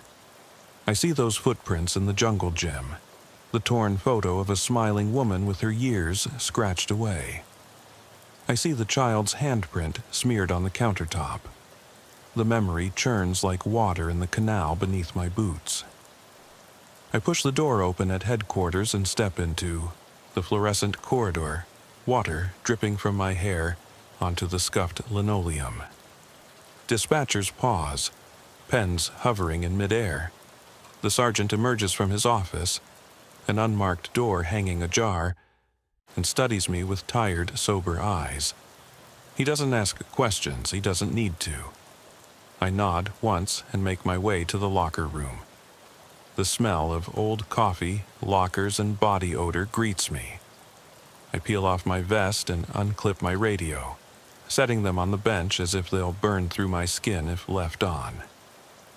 The body camera, still blinking red, is the last to come off. I stare at the footage indicator, no recording symbol, no blinking memory. I press the small button. Nothing. A cold pit opens in my chest. I thought I turned it on. I thought it would capture everything. In the shower stall, I let the scalding water wash away the rain and the mud and the adrenaline, but not the fear.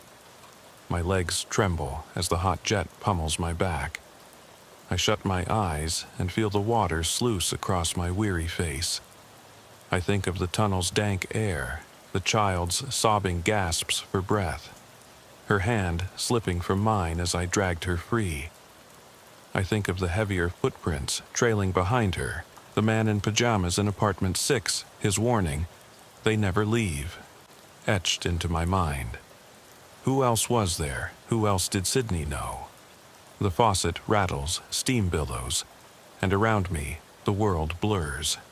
Dressed in a fresh uniform, I step into the sergeant's office. He closes the door behind me. On his desk sits the intake report. Subject, Sydney Wilson. Age, 33. History, one prior welfare check 2 weeks ago. Found agitated, but no immediate risk. Beneath it, scribbled in red ink, is a note. Child, possible involvement. He slides it to me. I read the words 4 times. My stomach knots. 2 weeks ago, when Sydney's counselor flagged her, no mention of a child. Who filed that note? Who saw the little girl before I did? He looks at me, voice low. You found the girl in the drainage tunnel? I nod. He exhales, runs a hand through his thinning hair. But we have no record of a missing child. No Amber Alert, nothing. The silence stretches. Outside, rain drums the window like impatient fingers. I realize with a slow, sinking dread that no report was ever made. Not by the neighbors, not by Sydney's counselor, not by dispatch. The girl was invisible to the system until I yanked her into the light. He leans forward. We need to file a supplemental. This child, the tunnel, the cracked window, and I need your statement. I close my eyes, heart pounding, and picture the concrete walls of that tunnel, the sickly yellow light, the girl's hollow eyes. I picture Sydney turning the lock on that door. I picture that first call in the 911 center, a panic room prank, or maybe a genuine cry that died in the static. I straighten and meet his gaze. Yes, sir. My voice is steady. Outside, thunder rumbles like a distant train. But inside, my own storm is just beginning, and I know the real darkness isn't the night or the alley or the canal. It's the unanswered questions, the lives we almost lose, and the ones we never see coming. And in the quiet after the rain, I feel the soft echo of that child's plea, still reverberating in the silence. I sit back at my desk long after the sergeant's office goes silent. The fluorescent lamp overhead hums, its yellow glare pooling on the supplemental report I've just signed. Outside the window, the parking lot is empty except for my cruiser, its wet surface reflecting a lone streetlight. I press my thumb against the paper where I've written "no recording" next to "body cam malfunction," and the weight of that admission settles in my chest like a stone. Without footage, my words are all that stand between this night's events and the easy conclusion that it was all in my head. My radio crackles, a routine check-in from dispatch, then falls back into static. The lines feel thin, threadbare, vulnerable. I stare down the corridor at the locker room door, thinking how I never got to see Sydney Wilson's face again, how I never saw her in a cell or a hospital bed, or how the child's face, her face, will haunt me until someone explains where she came from. My phone buzzes, a text from the child welfare hotline. Officer Reed, please call us about the runaway juvenile. My stomach lurches. She's been officially reported now. Somebody, somewhere finally raised the alarm. I tap the notification open. No number, just a brief line. Urgent. 24-hour hold recommended. 800-555-2200. I stare at it, thinking of her in the ambulance, pale, trembling, the glint of tears in her eyes. And I realize I haven't asked her a single question beyond, "Are you hurt?" I haven't learned her name, how she ended up locked in a drainage tunnel under a storm-battered apartment.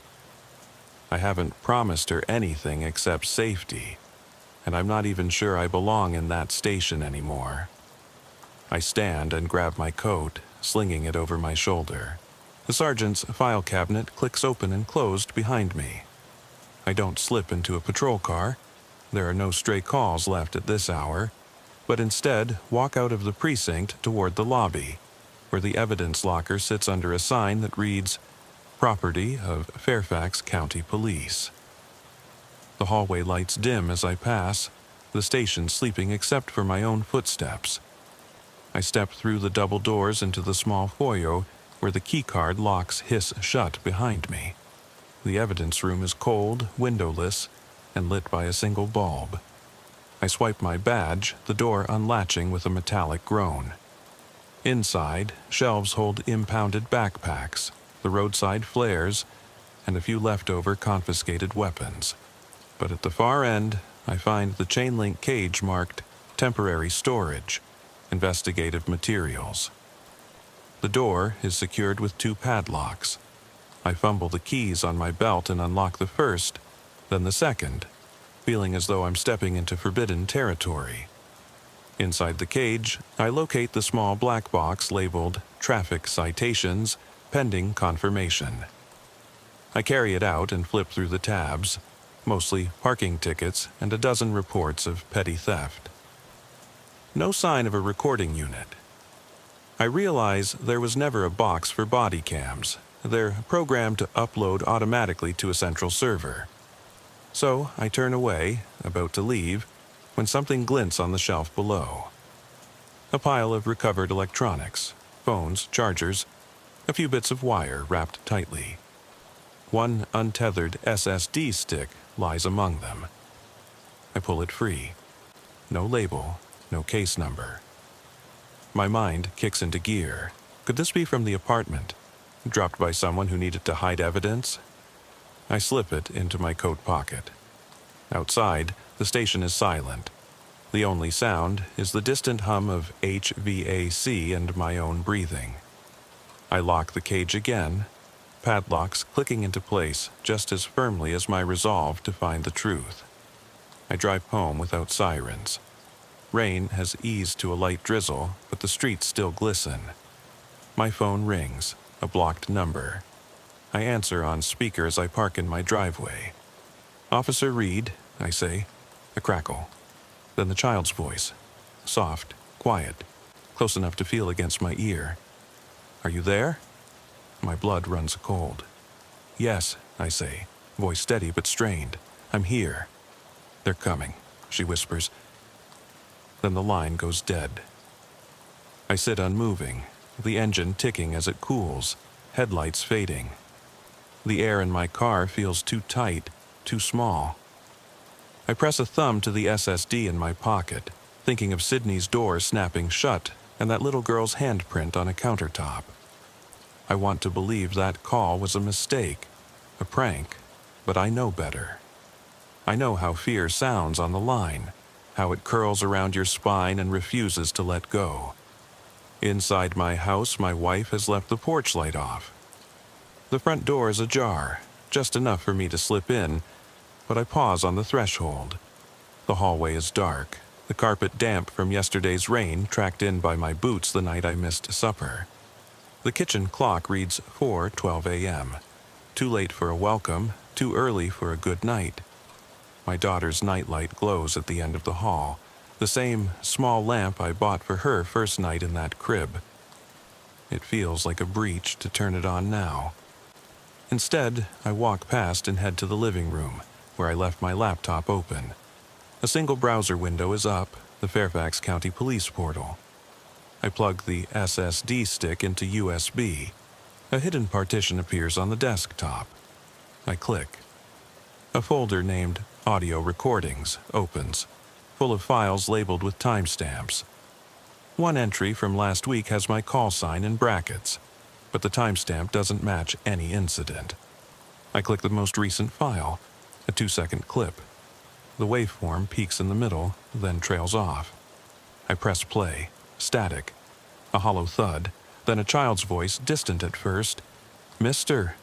It breaks, as though she's moving through water. My pulse skyrockets. I lean closer. Help. The word stretches out in a single, quavering note, as if the sound itself is pleading. My breath shakes against the keys. I hit pause. The clip ends. My head spins. Someone, somewhere on the force, has been recording calls off the books. Why, and for what purpose?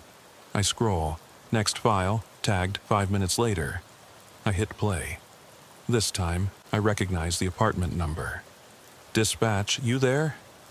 Elmwood Avenue, apartment 7. It's my own voice, strained. She's inside, doors locked. Then cut off. The file stops. The date is last Wednesday. 2 weeks ago, the night before Sydney's counselor flagged her. The night, I wasn't on duty. I sink onto the couch, the SSD clutched in my fist. My mind reels with possibilities. Did someone record welfare checks before dispatch? Was Sydney not the first to vanish into that tunnel? Who else knew about the child, about the footprints? I think of the man in pajamas and his warning. They never leave. He wasn't talking about Sydney. He was talking about whoever, or whatever, lived beneath Elmwood Avenue, collecting stories and voices in the dark. My daughter's nightlight flickers, as if responding to my sudden movement. I stand and switch on the lamp, its soft glow revealing her stuffed rabbit on the floor. I pick it up gingerly, and it humbles me. How easily innocence can slip away. The rabbit's whiskers stand at odd angles, like it's seen something terrible. I set it on the coffee table and stare at the door, wondering if I should wake my wife, confess the entire night's ordeal. But what would I say? I rescued a girl from a storm drain and discovered an underground archive of secret recordings by a rogue dispatcher. It would sound insane. I plug the SSD into my personal laptop and create a folder on the desktop. Elmwood Evidence. I transfer audio files, careful not to erase the originals.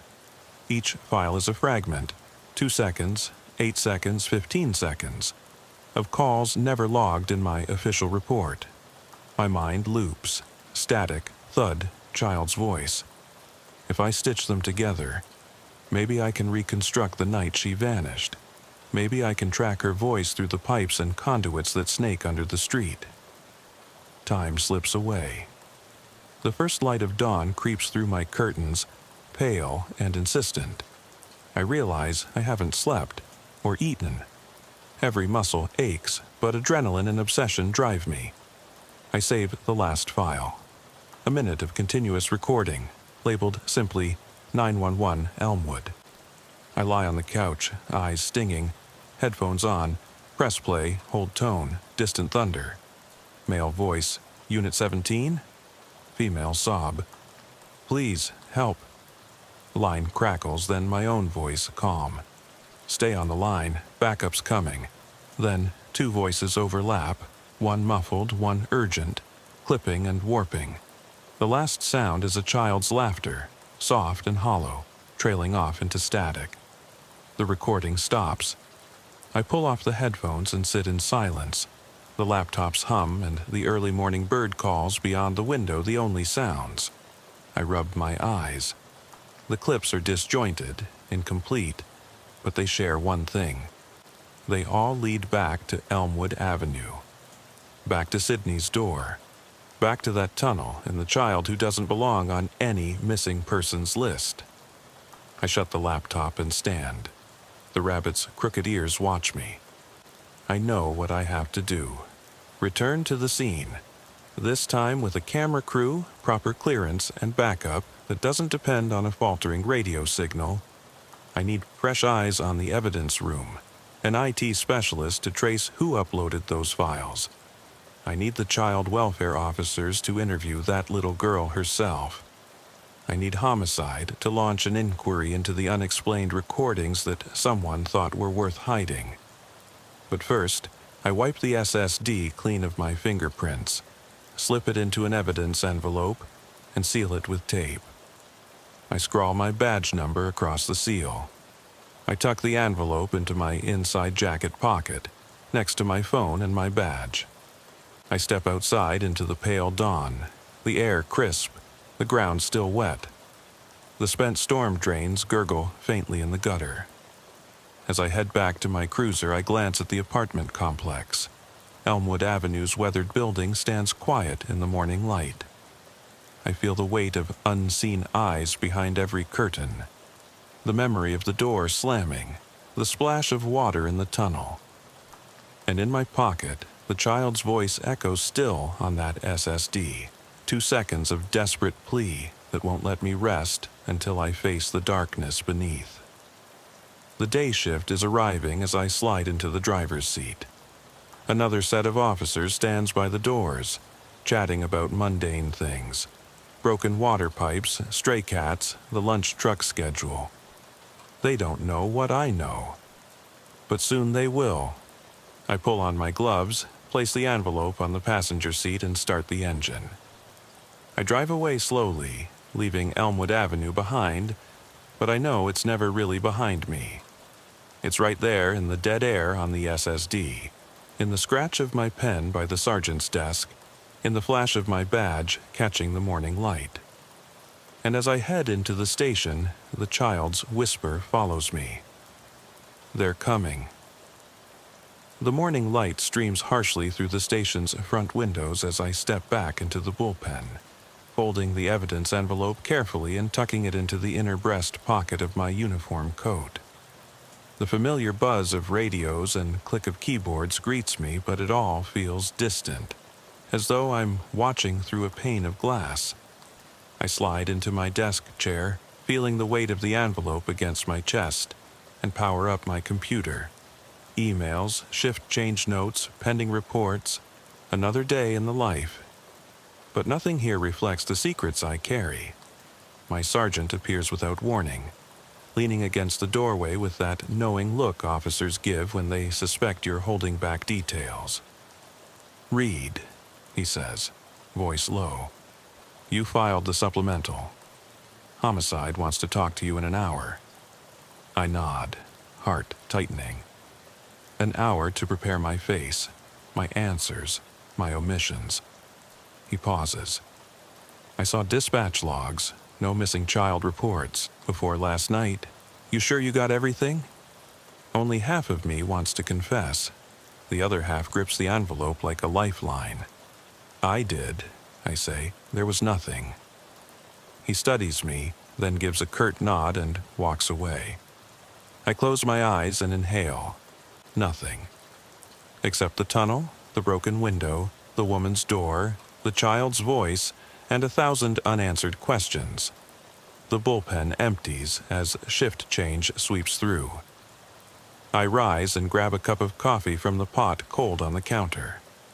The first sip burns my tongue, but I don't mind. It jolts me awake to the day's reality. Deputy Carter passes by and nods, oblivious to the envelope hidden in my coat. He jokes about the lunch truck schedule. I half smile, but my mind is still underground, chasing shadows beneath Elmwood Avenue. I pore over the original welfare check report on my screen. The counselor's note, the entry time, the subject refused to open door remark. No mention of footprints, no child, no canal. Nothing. The new supplemental sits in my outbox, typed in terse language. Signs of disturbance inside. Evidence of forced entry. Possible involvement of a juvenile. Further investigation required. I hit send. It's official now. Whatever follows traces back to me. At 10 a.m., homicide arrives. Detective Vasquez and her partner, Garcia, carry themselves like storm clouds. Efficient, serious, unflappable. I escort them to the interview room, a narrow cell with 1 table and 2 chairs. They set up their recorder. I slide in across from them. Vasquez's eyes are sharp behind wire-rimmed glasses. Garcia leans back, arms crossed. Vasquez begins. "Officer Reed, we've reviewed your report and the supplemental. We have questions about the juvenile. No missing persons report existed for that child until after you found her in the tunnel. Can you explain?" My throat constricts. I could say I didn't know, that I assumed someone else had filed it.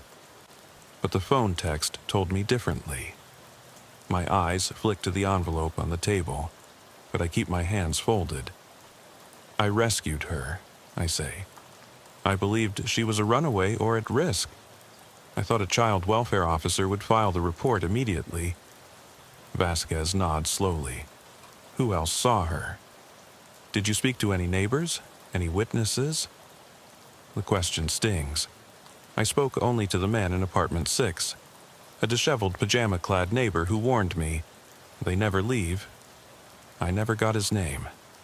No, I admit. I was focused on getting her to medics. Garcia scribbles in his notebook. Vasquez leans forward. Officer, there's more. We received an anonymous tip, an SSD containing off-the-books audio recordings of unlogged calls at the Elmwood station. You're aware of this? My pulse quickens. The envelope in my coat feels hot. No, I say, voice steady. I don't know anything about that. She fixes me with a gaze that turns my insides cold. We'll be conducting a full audit of the station's call logs and network servers. Any deletion or undisclosed recordings will be grounds for obstruction. She stands, signaling the end. Garcia nods. You're free to go for now. We may want to speak again once we review the data. I exit the room, mind spinning. The station's corridors seem narrower now, walls leaning in. I make my way to dispatch, where computers hum in rows and operators shuffle paperwork. The air smells of toner and stale coffee. I slip behind the counter and scan monitors. Digital call logs, CAD entries, audio archives. Somewhere in this labyrinth, someone hid those recordings. I shut the window on my screen before an operator notices.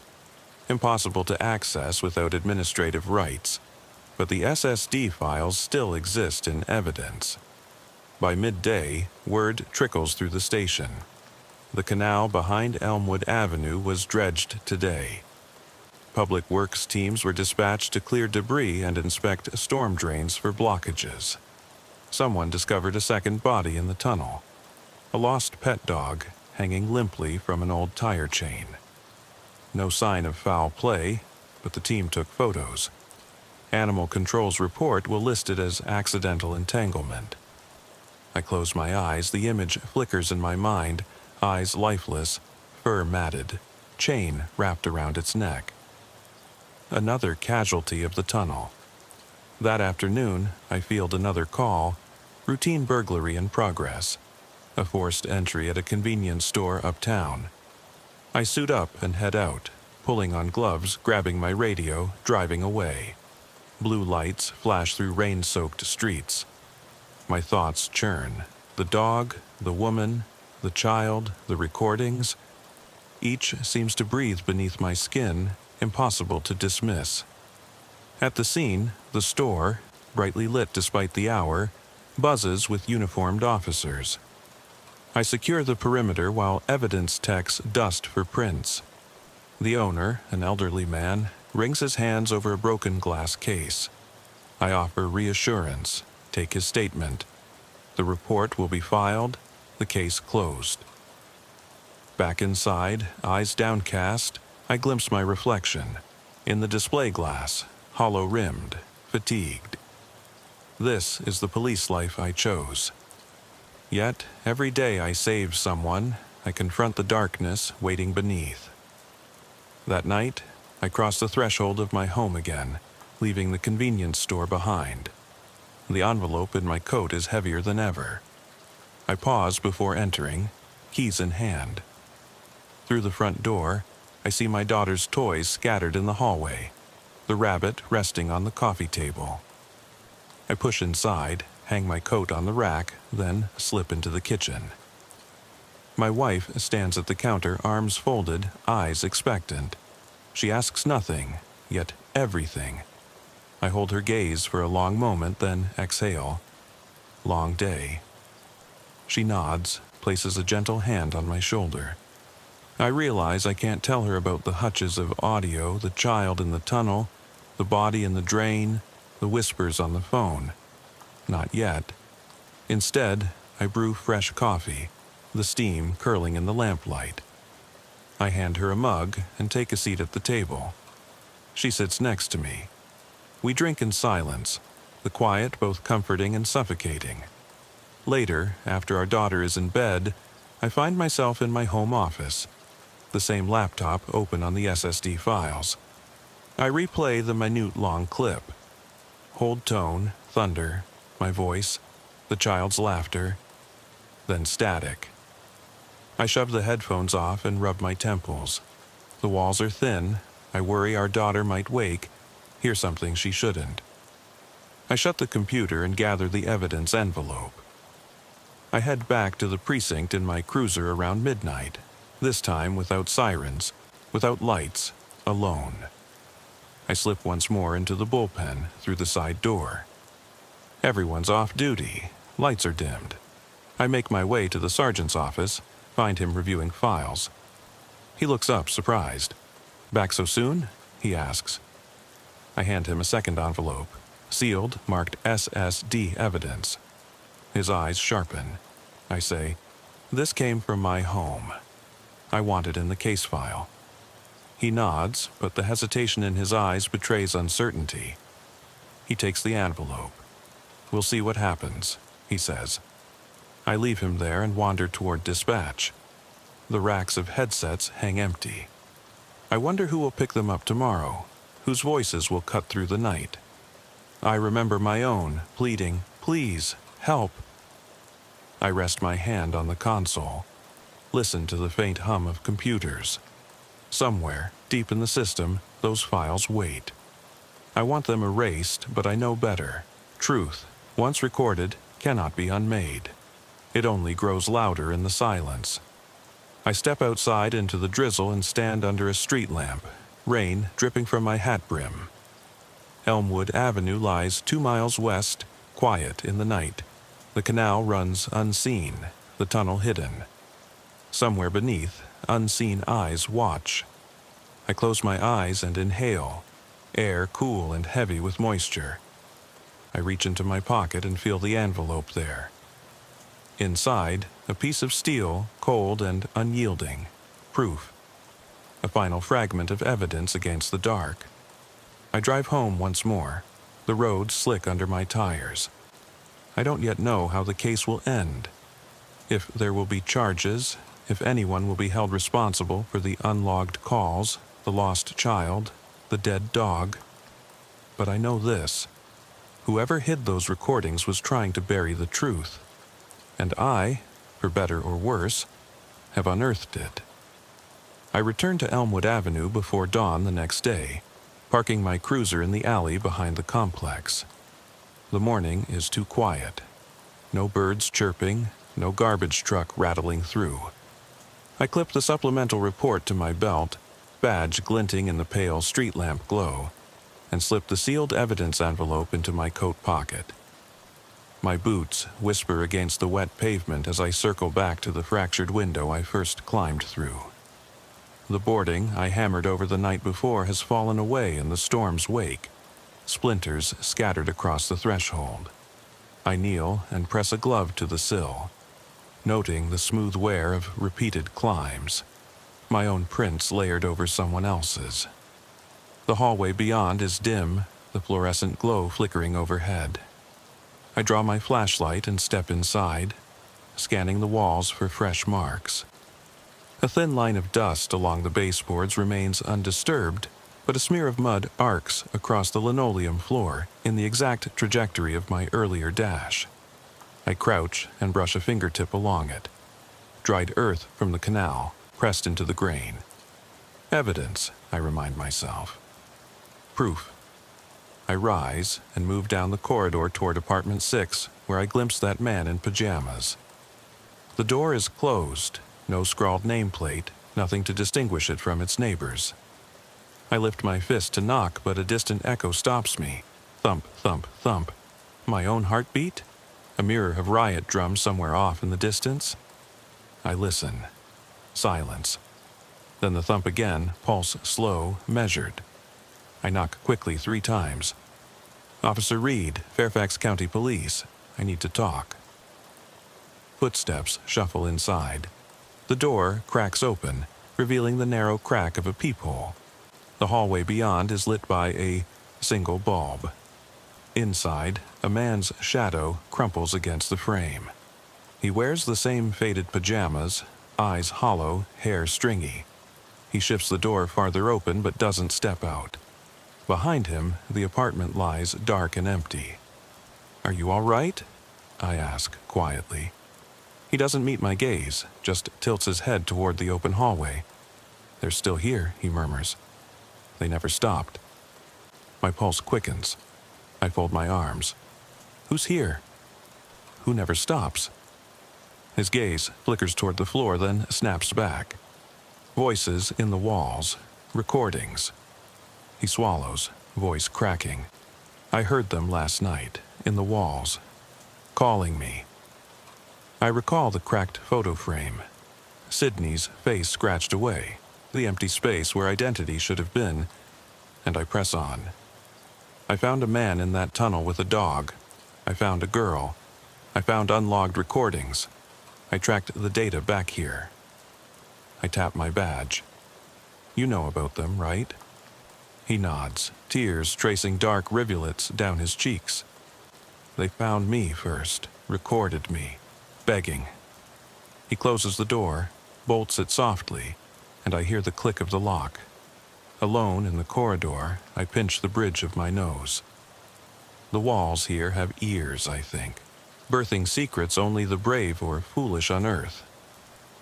I return to the broken window and climb out, heart heavy. Outside, the sky is steel gray, pregnant with the promise of more rain. I don't pause to rest. I slip through the alley back to my cruiser, the envelope pressing insistently against my side. Dispatch crackles on the radio. "Unit 17, are you clear?" I answer with a terse, "En route to precinct." The reply is lost in static. Back at headquarters, the building feels cavernous, corridors yawning. I head to the network operations room, bank of monitors, tangle of servers, each humming against the hush. The IT specialist, a young officer named Lou, stands by a terminal. "You wanted to see me?" she asks. I nod, producing the SSD envelope. "This came from my home. I need you to verify any deletion logs on the Elmwood Station server." She hesitates as I place it on her desk. "I'll need access from command," she says. I nod. "I'll get authorization." As I turn to go, she calls after me. "Be careful digging in the archives. Some things they don't want found." Her warning lingers in the stale air. In the sergeant's office, I meet Captain Morales, his office door wide open, the afternoon sun cutting stripes across the carpet. He's going over a chain of custody form for the SSD. His gaze is grave. "Officer Reed, I have the access you requested." He pushes a badge across the desk. "Officer Liu is authorized. Do what you need." Relief and dread settle in my gut. "Thank you, sir." I slip the badge into my coat and step out, pockets weighted by truths not yet told. At the network room door, I pause, listening to the click of keys inside. I enter to find Lou and Detective Vasquez huddled over a screen. Images roll in fractured frames, waveforms, timestamps, file names. "We traced the audio archive logs," Lou says. "A user account deleted them 2 days ago." Vasquez crosses her arms. Account name, Dispatcher 0427. My stomach lurches. That prefix matches the station's dispatcher roster. That number belongs to... I swallow. "Who's that?" Lou taps a lookup command. "One person on the roster has that ID, Emily Rhodes. She's been off duty since last Tuesday." Tuesday, the night before Sydney's counselor's note, before the locker room shower, before I found the SSD at the station. It all falls together, like footprints in mud leading back to her desk. Vasquez's voice is low. We need to find her. Lou nods, pulling up her schedule. She's not on any call logs since her shift ended. No sick days filed, no badge swipe in or out. The corridor outside feels suddenly too tight. I step back into the hallway. Where is she now? I ask quietly. Unknown, Lou says. Her badge isn't active, her radio's off, and her car is still in the lot, but empty. I close my eyes. Emily Rhodes. Dispatcher turned archivist turned perpetrator or protector. I slide from the room, heart pounding. The graveside water from the storm still drips in the station's eaves as I race to the parking garage. My cruiser waits among half a dozen others. I slip in, buckle up, and punch the radio mic. Dispatch, this is Unit 17. Officer emergency traffic only. Then I key the miles to Emily's car. She's sitting inside when I arrive, engine off, head leaned back. The parking garage is silent, acrid concrete echoing faint dripping. I approach, heart thundering. Her eyes snap open, wild, hunted.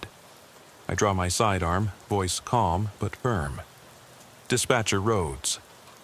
Step out of the vehicle. She lifts a trembling hand, palm up. Inside, the indented line of a memory card clutched between her fingers. I slide from the cruiser and hold out my hand. She places it in mine. I open my palm. A micro SD card, bare. She whispers, voice ragged. They wanted it gone. My throat clenches. Who, Emily?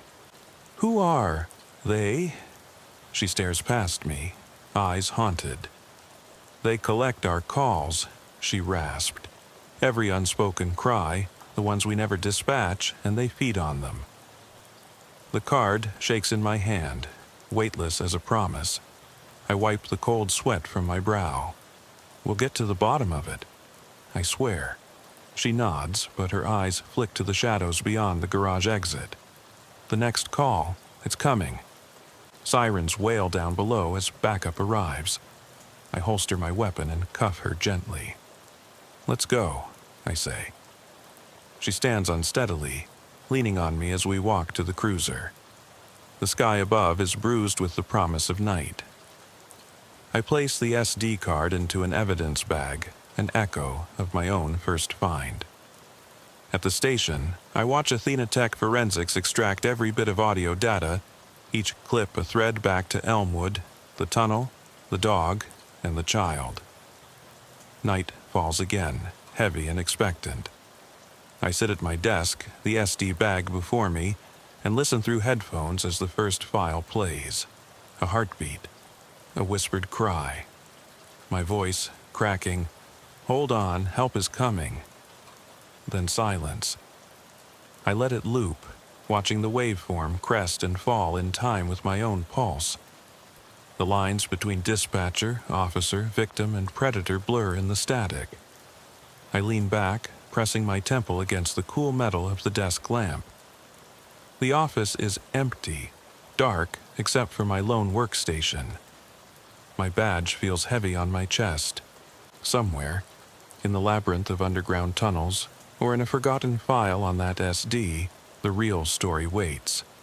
A story of voices trapped between calls and the ones who recorded them, hidden in the spaces between life and death. I close my eyes and imagine the little girl's face emerging from the darkness. Fragile, hopeful, persistent. Then I reopen them, determined. Tomorrow I'll demand records, subpoena phone logs, scour every inch of Elmwood, dig through dispatch archives. I'll re-interview neighbors, check every welfare check from the past year. I won't stop until every voice is heard.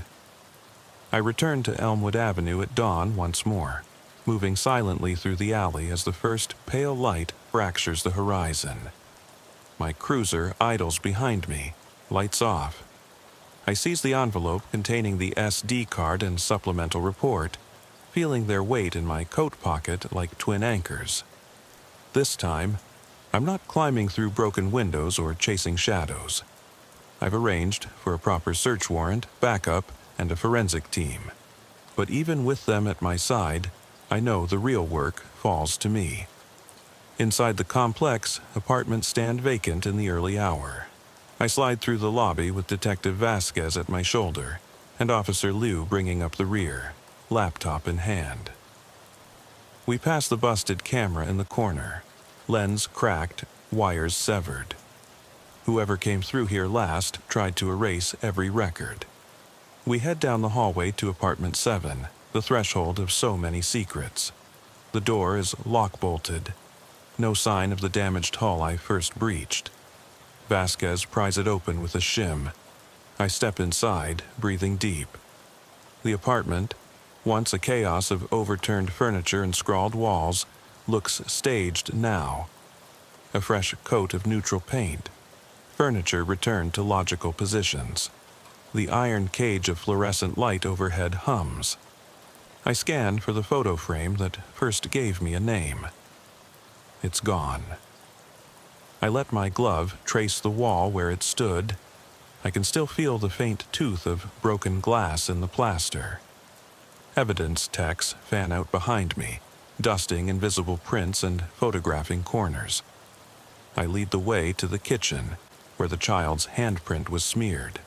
The counter is pristine, only a rectangle of lighter paint marks where the blotch once dried.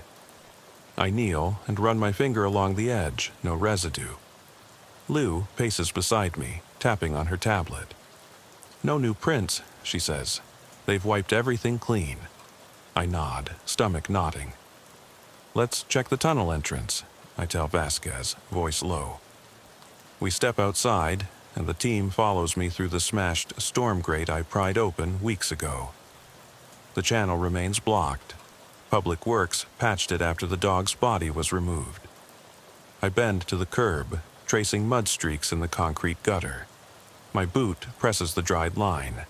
Unmistakable thumbprint size, set deep in the grooves. Vasquez crouches, confirms with her light. "Still here," she murmurs. "Nobody cleaned this." My pulse hammers. The draining board is a breadcrumb trail. I recall the drainage tunnel's low arch where light pinned the girl as she fled.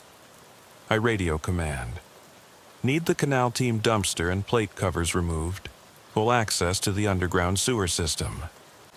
Protocol requires weeks, but I plead urgency, citing the warrant. Permissions come faster when dispatch hears suspected child endangerment. By mid-afternoon, we've removed the manhole cover. Steam rises from the sewer's gaping mouth. I step aside as techs lower in cameras and audio recorders. The team leader, Williams, signals the cable's feed. Black water flows below, littered with debris. They identify the spot where footprints led, a small alcove under concrete beams. The camera's light reveals scratch marks on welded supports. The same claw-like gouges I glimpsed at apartment 6. Vasquez scribbles notes.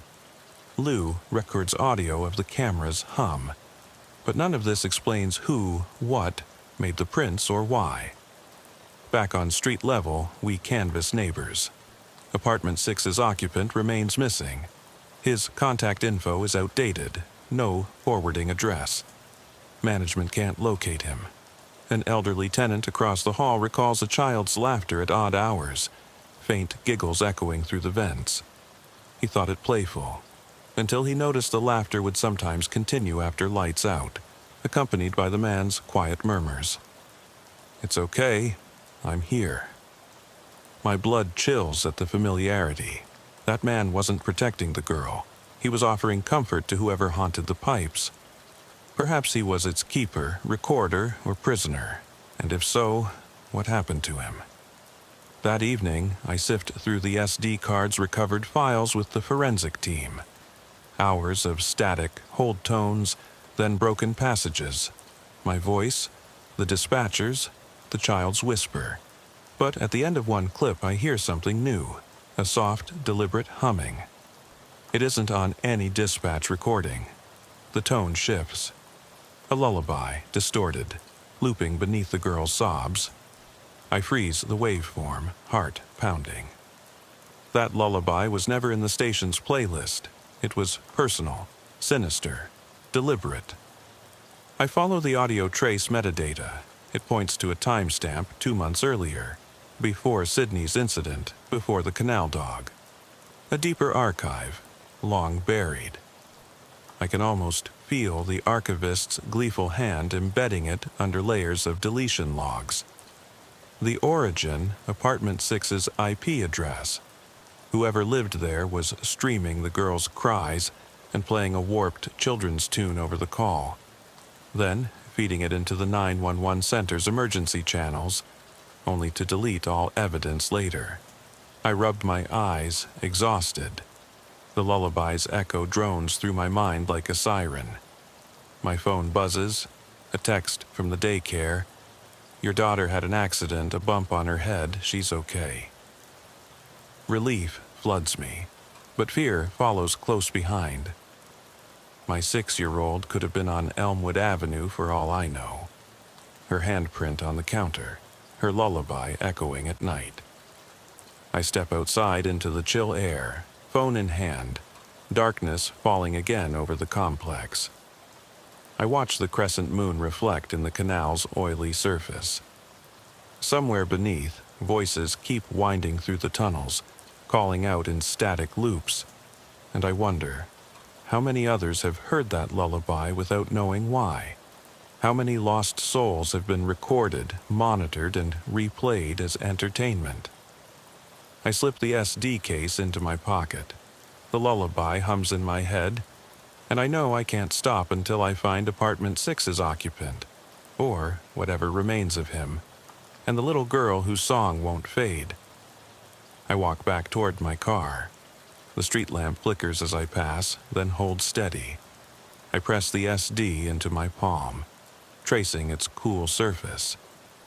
Tomorrow, I'll subpoena every dispatcher's logs, interview every counselor who flagged Sydney, review every welfare check in GIS coordinates. But tonight I stand alone in the echo of that twisted lullaby, standing guard against the voices that never leave. The wind rustles through the empty lot across the street, and I hear it again, soft and persistent, like a memory surfacing. A child's voice, singing a melody that should have died with her free. I aim my gaze at the boarded window where it all began and take a breath. Somewhere behind that wall, someone waits to play back the next line, and I know I have only one choice: to unlock that door and face whatever note comes next. I still remember the weight of that headset when the first call came through. 2009, a late summer storm rolling in off the Gulf, pressing its humid breath against the rain-streaked glass of the 911 center. I was 22, my voice already rough around the edges from hours of barking into a microphone, telling frightened strangers to stay calm, to describe what they saw, to hold the line even as every instinct urged them to hang up. But that night, when the console lit with coordinates for Old Mill Road, everything changed. I glanced at the glowing map on my screen.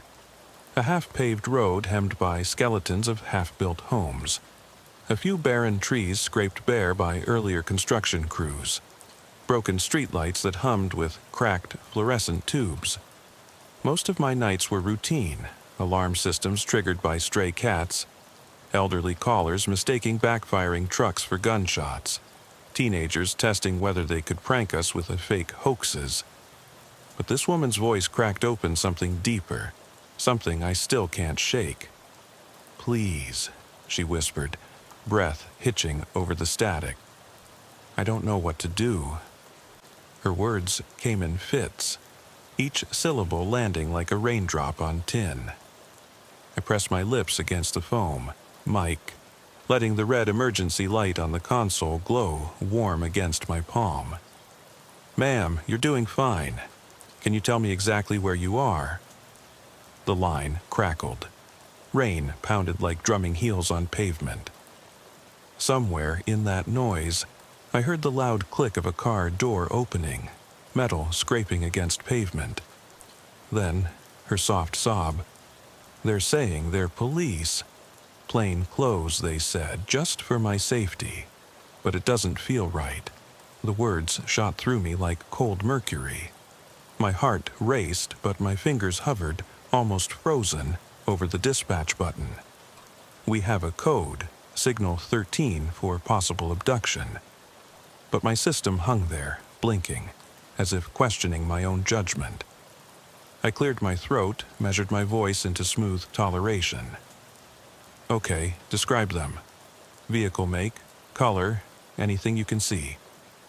I pictured her in my mind, young, fragile, maybe slight enough to be mistaken for a child if she spoke too softly.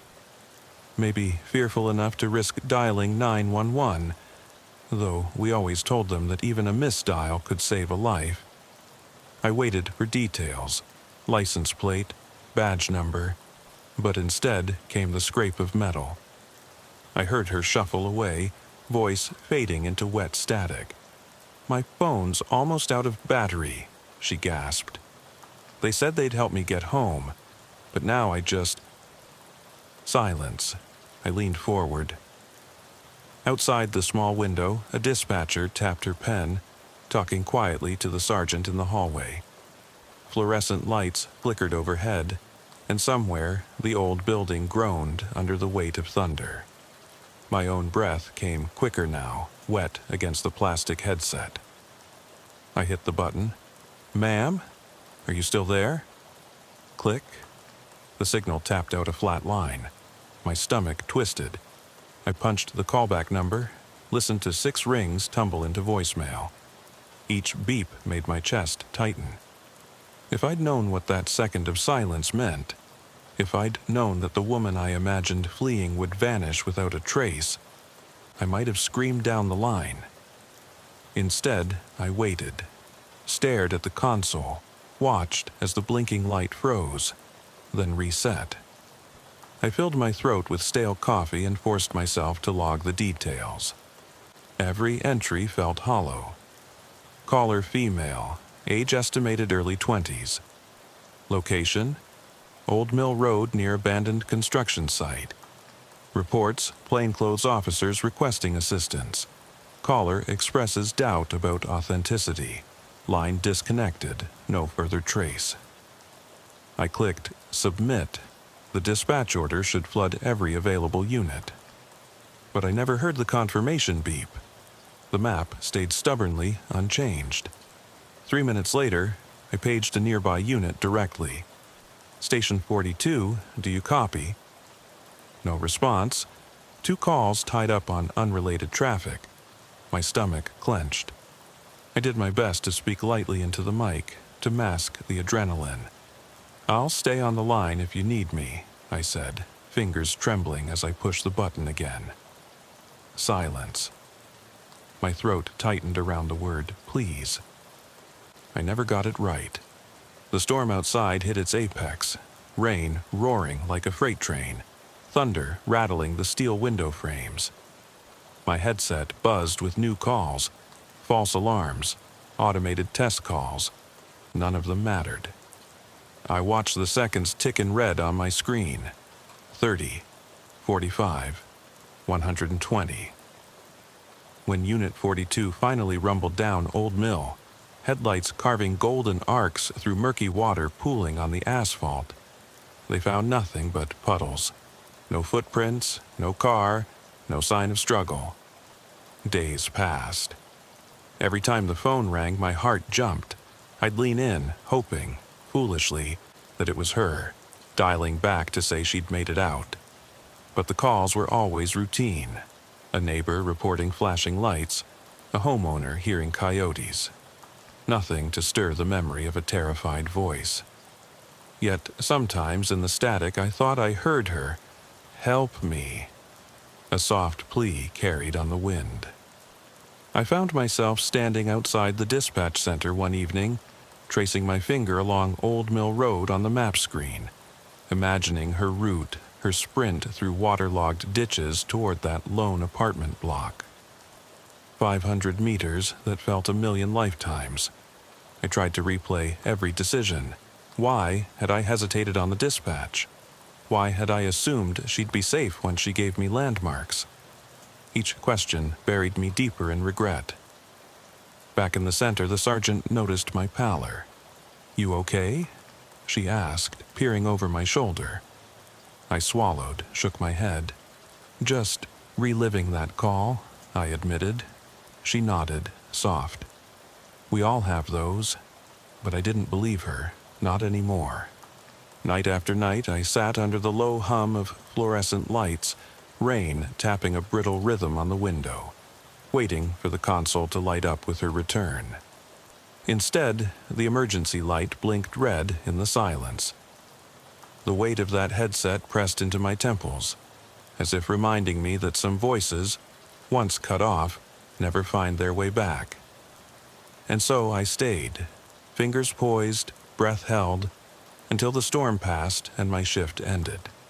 Still, wondering what it meant to hold silence in place of help, and what I'd done to let that frantic voice slip between the static and the dark. Unanswered questions hung in the heavy air. Had she reached safety at all? Or was every crossed wire, every stalled dispatch, a step toward some darker ending that I never witnessed? By the time my next shift rolled around, I thought I had rehearsed the worst. I sat at the same corner desk, the same headset cold against my ear, coffee cold and bitter at my elbow. The rain had eased to a steady drizzle, but the fluorescent light still hummed like an accusation. I spent the first 15 minutes of the night rereading my own report. Every word precise, every timestamp logged, except the one moment I froze. Calls drifted in, a car alarm blaring at 2:13 on Pinecrest Drive. A man convinced his house was haunted by rats scratching in the walls. A panicked mother whose toddler had climbed into the neighbor's unlocked pool. I answered each with practiced calm, guiding each caller through their crisis as though I could redeem myself with every prompt and reassurance. But with each breath I took, I felt the memory of Old Mill Road nudge closer, like a shadow slipping under the door. Around 3:40 a.m., my console blinked with an incoming call from an unrecognized number. The line crackled, an echo of static so familiar that my heart lurched. I cleared my throat and pressed the PTT button. 911, what is your emergency? No voice came, just ragged breaths, shallow and uneven, followed by a clicking that sounded like metal sliding against concrete. My finger froze. This was the same pattern. A breath, a click, then silence. I waited, counting the seconds as sweat beaded on my forehead. Then a whisper so faint I almost imagined it. "Please, make it stop." Heat rushed to my cheeks. I realized I hadn't paged a unit yet. I toggled the dispatch window. Coordinates were blank. This call was masked through a VoIP line. My worst fear, I might never know where to send help. I hit the callback number, but it went straight to voicemail. "You've reached the Como County 911 Center," the automated message intoned. I hung up, pressed my forehead against the cool plastic of the headset. I tried again. The call came back, one ring, then a click. I answered on the third ping. "Can you tell me where you are?" My voice came out shakier than I intended. Silence, almost as if the caller was ripped away. Then a soft sob. "I..." And the line crackled into a tortured symphony of static. I grabbed the backup headset, switched channels, paged every available patrol. "All units, Signal 13 advised." I forced the words through gritted teeth. "Cross-refer with VoIP trace immediately." The dispatch protocol kicked in. Lights flared on my console, but no one in the center moved. Everyone was tied to other calls or in briefing rooms. I faxed an urgent note to dispatch. Possible repeat abduction call, location unknown, line unstable. I didn't wait for acknowledgement. Outside the narrow window, I saw the sergeant's silhouette pass by, pausing to scan my console. She didn't stop, didn't ask. No one did. Everyone treated it like just another glitch in the system. And in a way, I understood, they'd heard it all before. But I hadn't. My shift dragged on, hours stretching longer than any cell would allow. I replayed the call in my mind. The phantom rasp of breathing. The metallic click that could have been a door latch or the edge of a weapon. My stomach twisted as I imagined the caller crouched under a pool table or pressed against a wall, too terrified to whisper their address. I closed my eyes, saw her face, or what I wished her face had been. Soft and frightened, pleading for rescue. At 5:17, the center's senior operator slid a cup of fresh coffee onto my desk, wordlessly. I looked up, managing a grim smile. She offered a nod, sympathetic but empty. "Hang in there," she said. I swallowed a mouthful of bitterness and nodded back, swallowing the tremor in my hands. By the time dawn threatened through the grime-streaked windows, the rain had finally stopped. My shift ended, but I couldn't leave. I printed every trace log, every radio transcript, every voicemail recording. I took them home in a worn folder, spread them across my kitchen table under a single lamp. My wife, then fiancée, watched from the doorway, concerned but helpless. I didn't have answers. I had only questions. Night after night, I pored over those sheets, tracking flurries of static and code numbers that never lined up with known units. I cross-checked every call from the previous month, looking for patterns. Maybe the same VoIP line pinging repeatedly at odd hours, or the same partial plate number half heard over rain-rattled audio. Nothing matched. It was as if someone had designed a call to slip through the cracks, never to be traced, never to leave a breadcrumb behind. I started staying late at the station, pretending to catch up on training modules, but really combing through archived calls. I listened for the subtlest hints. A jealous ex-boyfriend's voice clipped in the background, the echo of footsteps that didn't recede normally, the slight tremor that might betray a second caller listening in. When one night I stumbled on a string of echoing tones, an electronic chirp that recurred at exactly 1:22 a.m. on 3 separate nights, I thought I had a lead. I presented the pattern to the sergeant in our morning briefing. "Look at the timestamps," I urged, pointing to the pie chart display on the projection screen. These calls all came in from different VoIP providers, but they share this signature tone. She leaned forward, eyes narrowing. For a moment, I thought she believed me. Then she tapped a finger and said, "We'll have IT check it. Let's move on." And that was it. The chart vanished, replaced by traffic collision stats and procedural updates. No one else seemed to feel the weight of those late-night whispers. They filed it under unverified anomaly and moved on with their lives. But I couldn't. Weeks turned into months. I began to dread the sound of my own voice in dispatch recordings. Too crisp, too professional, too removed from the raw terror I knew was out there. I started sleeping with the living room lamp on, haunted by dreams of a pale face emerging from rain-slick asphalt, mouth opening in a silent scream that I never answered. Eventually, I requested reassignment, any duty that kept me away from the console. They moved me to training, drilling recruits on protocols and codes, deadlines and paperwork. I taught them how to respond to Signal 13, how to handle VoIP tracing, how to escalate calls when lines went dead. I showed them my notes, my logs, hoping they'd see the urgency I felt. Most of them dutifully took notes, never asking the obvious question, "What happened to that caller?" I never told them, not fully, not until I knew more. But deep down, I realized there was nothing more to know. She was out there somewhere, or gone forever, and my training, my protocols, my codes, They were useless against a voice cut short by static. Now, even years later, I still flinch at the click of a headset being placed on a desk. I still startle at a half-heard breath on the line, and sometimes late at night I dial 911 from my own cell phone just to hear the ringing, to feel the syntax of 911, what is your emergency, roll off my tongue one more time. Because somewhere in that echo, in the space between dial tone and dispatch, lies the moment I failed her, and I am still waiting for her to call back.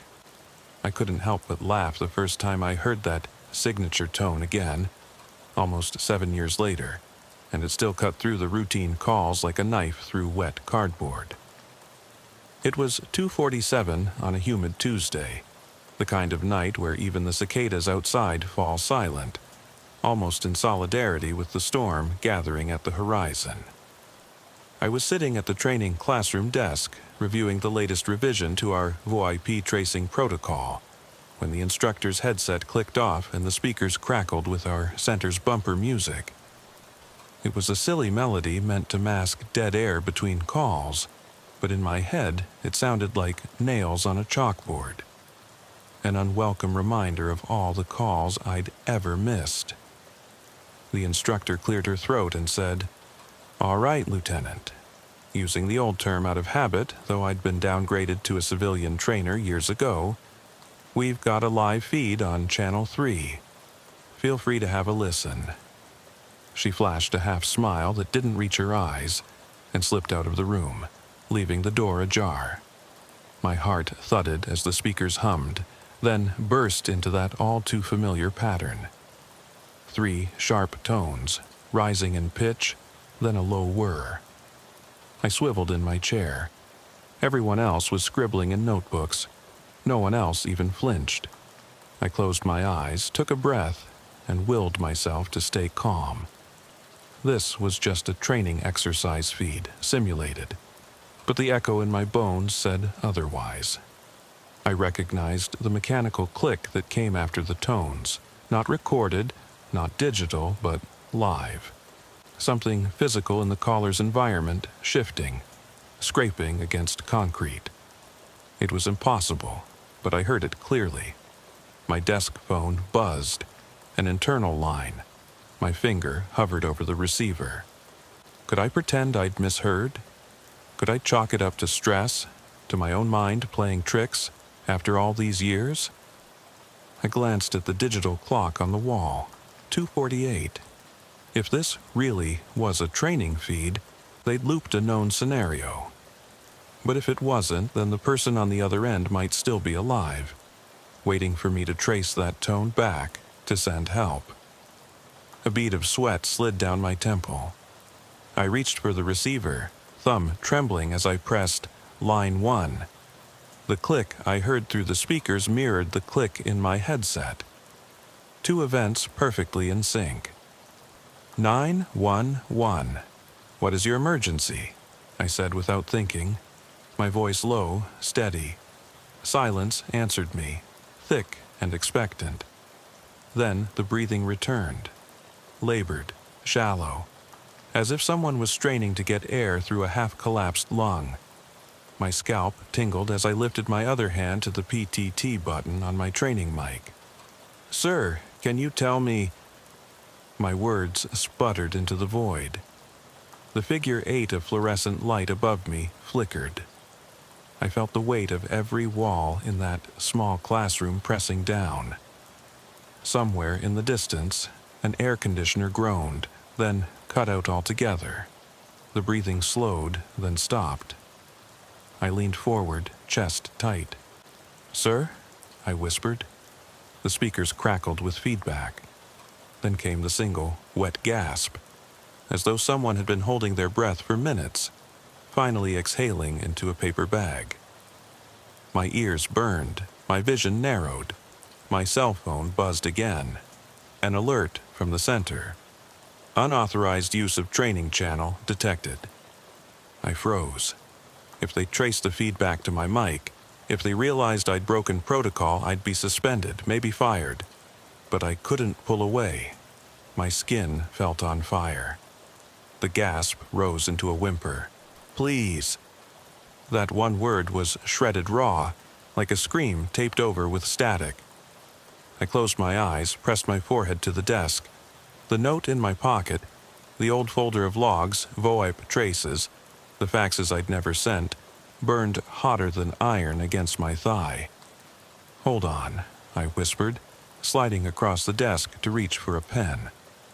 My notebook trembled in my hand as I jotted down the timestamp, 2:49. The breathing resumed, this time accompanied by a new sound, distant scraping, like fingernails dragging against metal. It crescendoed into a soft, rhythmic clatter. My chest seized. Someone stepped into the doorway, the instructor's silhouette framed by the dim hall light. She paused, took in the scene. My hunched form, the open notebook, the sway of the speakers. "What are you doing?" she asked. I looked up, voice raw. "He's here," I said. "Someone's here, and they're calling." I pointed to the speakers. The classroom fell silent except for that ragged breathing, now slow, methodical, as though the caller knew I was listening, was counting on me to trace the call. The instructor's eyes widened. She crossed the room in 2 steps, flipped a switch under the console, and the light surged back to full brightness. The breathing cut out instantly, leaving a vacuum where it had been. The speakers clicked off. The room fell quiet, suffocating. She opened her mouth, then closed it.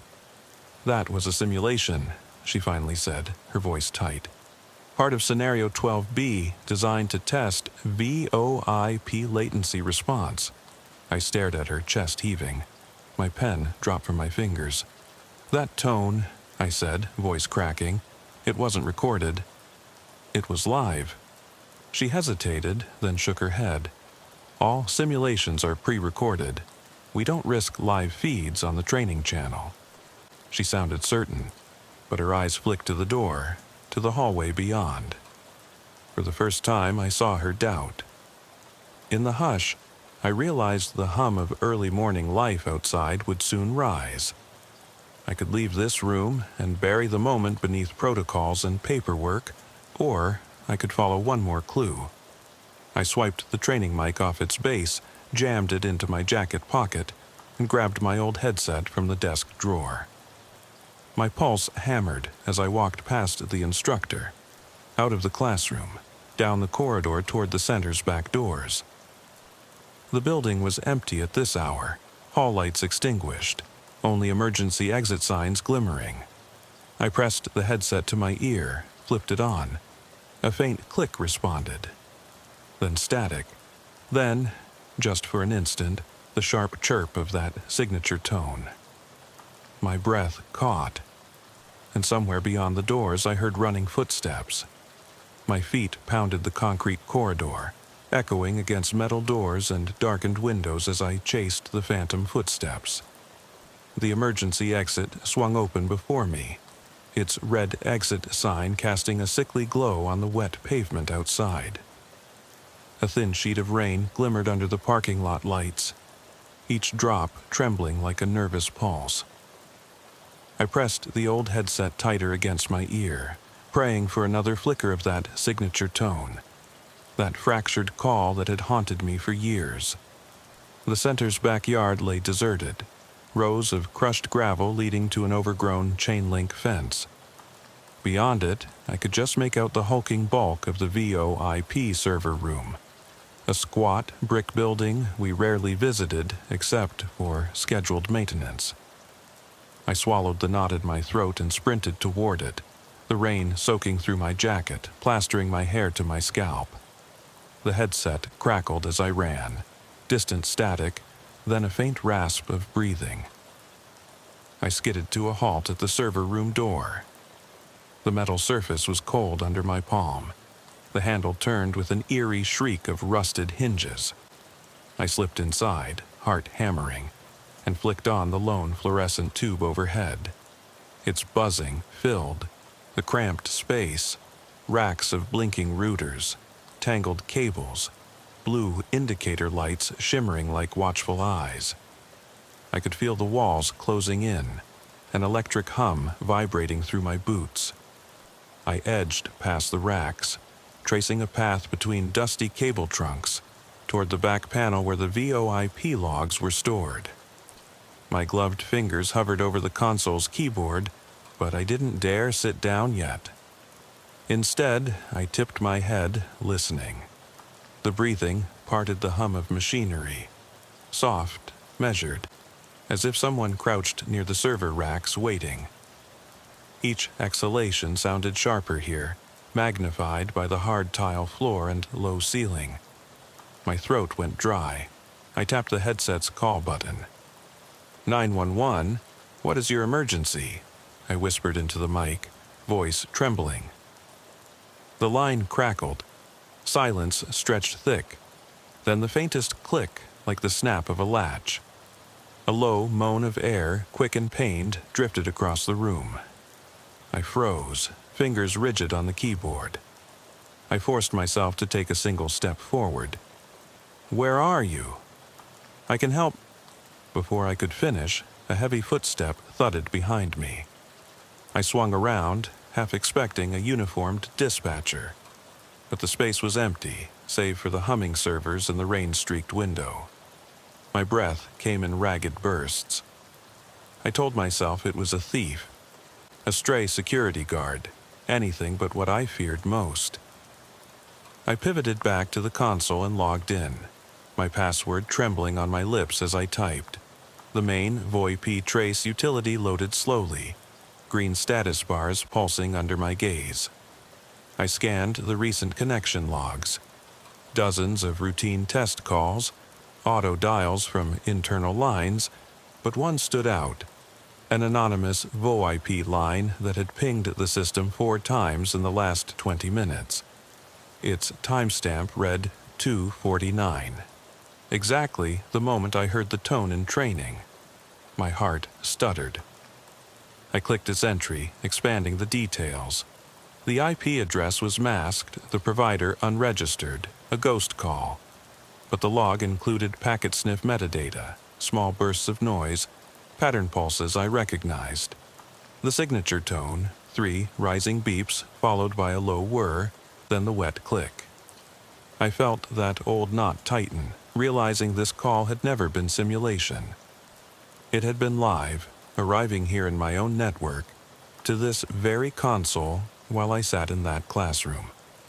The rain's rhythm grew louder, as if tapping at the window's frame, urging me to move. I scrolled down the trace, latency reports, jitter data, then a thin trail of RTP packets labeled audio in 1. I clicked play, static, then very faint the first beep, rising cleanly across the speakers.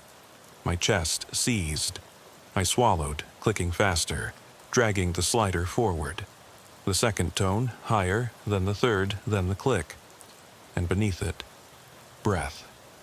Sharp, urgent, as if someone's lungs were pressed too tightly against a throat.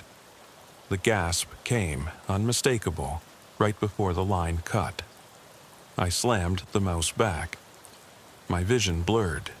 The console's lights seemed too bright, the hum of the fans too loud. I realized I was standing on the same threshold where I'd first answered that call years ago. Only now, I held the proof that it was never a glitch. A scrape of metal made me spin around again. In the corner of my eye, I saw movement. A dark shape drifting behind the server racks. My blood ran cold. I grabbed a nearby Ethernet cable, the only weapon in sight, and crept forward, each step trembling. The overhead light flickered, the shadow dissolved. I called out, voice echoing in the tight room. "Show yourself!" Silence, then a soft sniff like someone trying not to cry. My chest heaved. I followed the sound to a narrow maintenance alcove behind the racks, where the floor grate hung open, revealing a crawl space. I knelt, shining a shaky beam from my pocket flashlight into the darkness below. The light caught on something reflective. A small phone screen, cracked but active, its faint glow illuminating a pair of terrified eyes. "Don't come closer," a voice croaked, barely above a whisper. "Please." I froze. The face was pale, features damp with tears and rain. I recognized the shock in her eyes, lost, desperate, hoping. My hand shook as I extended the light. "It's me," I said softly. "I'm a 911 operator. I'm here to help." She swallowed, voice quivering. They're coming." My pulse thundered. I glanced back at the open crawl space. Darkness swallowing the narrow tunnel, ending in pitch. I imagined footsteps on concrete, closing in.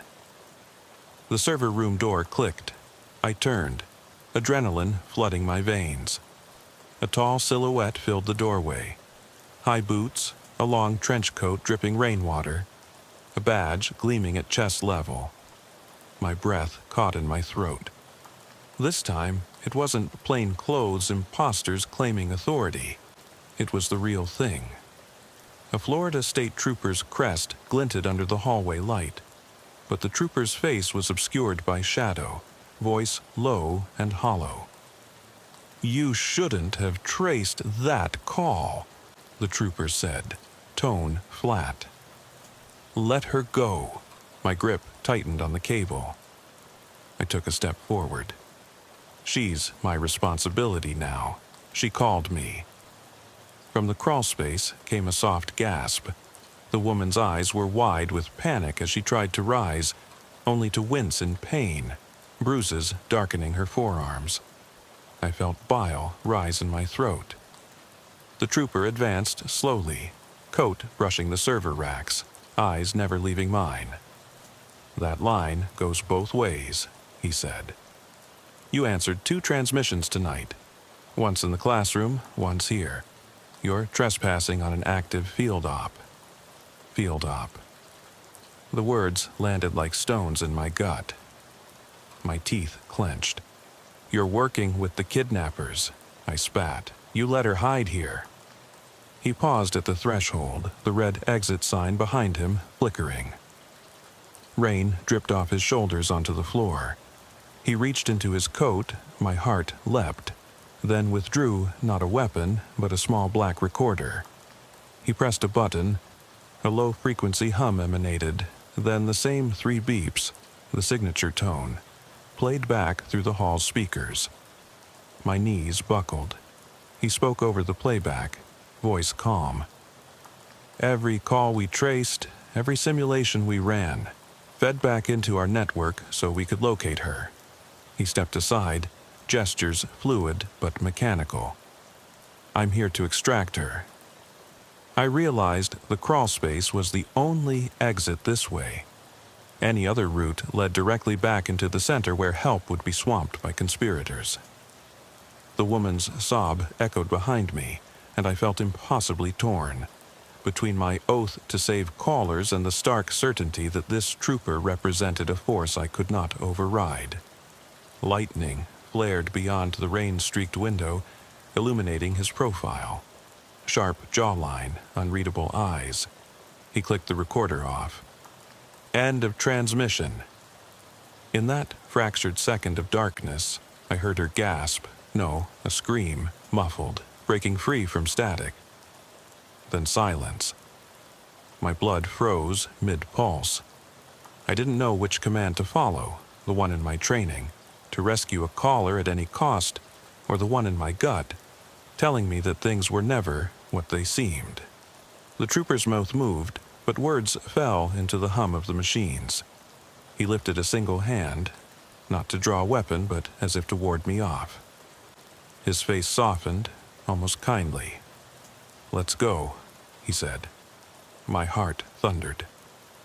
I looked to the crawl space, the woman's terrified eyes begging me to act. And then everything shifted. The lights blinked out. The hum of the servers died. Footsteps thundered in the hall outside. And somewhere, just beyond the thick door, shouts. 2 voices calling my name, urgent, alive. I stood frozen, caught between duty and dread, as the darkness swallowed us all. The footsteps multiplied in the darkness, echoing off the steel walls as the door behind me banged shut with a hollow thud. My pulse hammered in my ears, drowning out the faint hum of the emergency exit lights that flickered on, barely casting enough glow to see the outline of the trooper's coat and the barely visible shape of the woman huddled in the crawlspace. I cracked the headset microphone against my lips, my voice rough as gravel. "Hold on, stay where you are." I took a single step toward the trooper, chest tight, every instinct screaming to pull the woman free and run, but he raised a gloved hand, palm toward me, ordering caution. "You can't do that," he said, though his tone betrayed nothing, no threat, no hesitation, only the flat certainty of someone who'd rehearsed this moment 1,000 times. "We need to process the extraction properly." I swallowed, trying to calm the swirl in my head. My jaw ached from clenching. My eyes burned from adrenaline. "Process?" I scoffed, scanning his face. In underlit profile, the badge looked official enough. Florida Department of Law Enforcement, he'd said. But why hide in shadows? Why cloak an extraction in subterfuge? "You brought her here. To hide her?" He nodded once, curt. "She's our asset." The word hit me like ice water. Asset. Not survivor, not victim, not witness. Asset. My pulse sputtered. I glanced at the woman again, skin as pale as moonlight, eyes rimmed red, fingers twitching against the edge of the crawlspace. She stared at me with a terror so raw I felt it in my gut. "If she's an asset, why do you treat her like contraband?" He stepped aside, gesturing with a flick of his wrist toward the racks. "Because the identities involved are volatile. She witnessed something you weren't meant to uncover." My mind raced, trying to connect the dots. The signature tone, the masked VoIP calls, the staged classroom simulation. Every piece had seemed like madness, until now. "Witnessed what?" I demanded, though part of me recoiled from the answer. He paused, as if weighing whether to trust me. "A trafficking ring within the department," he said quietly. "I started picking up anomalies, vanishing 911 calls, small signals intercepting from our own network. Then you began investigating. You found traces. We needed someone credible to shepherd her out, to keep her alive until we could move her overseas." A dull ache spread across my chest. The trooper's words tumbled through my mind. Trafficking ring, vanishing calls, concealed protocols. He'd said, "within the department," and I thought of the sergeant who'd brushed off my charts, the instructors who pretended it was a simulation. They'd been protecting a criminal network all along, and I'd been a pawn. Anger flared. I should have broken protocol years ago. I should have pulled every console offline, sounded a full alarm. Instead, I fed her story into the system, allowed her to slip through bureaucratic cracks. Now, I stood in a server room surrounded by conspirators. I spun back to the woman. "You risked everything to call me," I said, voice shaking. "Why me?" She let out a broken laugh, so faint it might have been a sob. "Because you were the only one who listened," she whispered, crawling out onto the tile floor. Bruises blossomed across her arms, but her eyes held a spark, defiant, alive. "You never hung up." I knelt beside her, pressing my jacket into her shaking shoulders. The headset felt heavy, like the weight of every missed call and every life lost in silence. "We'll get you out," I vowed. But even as I said it, I doubted I could keep that promise. Lightning flared beyond the narrow window, blazing across the server racks, revealing the trooper's face in stark relief. Sweat gleamed at his temples. "We move now," he ordered, voice urgent. "Protocol dictates extraction within the next 10 minutes. They'll trace any delay." I planted one hand on the console, mind racing. "Protocol," I echoed, the word tasting bitter. Which protocol? The one that orders you to kidnap survivors? The one that demanded the life of a terrified caller over your own code of duty? His jaw tightened. You don't understand the bigger picture, he said. We're protecting dozens more like her, undercover assets who could blow the lid off a network funneling women through emergency channels, disappearing them in plain sight. Pain shot through me, the sharp sting of betrayal. The entire system, the one I'd sworn to uphold, had been feeding a cycle of violence. Simple 911 calls twisted into hunting traps. My training, my voice, my trust, all weaponized against the most vulnerable. She looked at me, eyes wide with fear and hope. In that moment, I saw what I'd become. A senator's fear, an operator whose calm voice could lure or save, whose hesitation could condemn or redeem. I realized I could still choose, comply and walk away, letting the trooper walk her out into hidden flights and anonymity, or stand up and help her break free from the rot at the heart of the system. The hum of the servers grew louder, syncing with the rapid thud of my heart. Rain hammered the roof, like the desperate tapping of someone trapped beneath rubble. The door rattled as shouts rose outside. Uniformed officers flooding the hallway, flashlights cutting beams through the rain-dark night. I heard the sergeant's familiar voice, "Stand down! That room is off limits." My breath caught in my throat. The very people I'd trusted were coming to reinforce the cover-up. They thought this was a controlled operation. They would never believe a renegade operator and a traumatized witness. The trooper turned to me, rigid. "You need to move her now," he hissed, "or we'll have to." His words died as the door burst inward, flooding the cramped room with bright light and frantic faces. The sergeant stormed in, pistol drawn.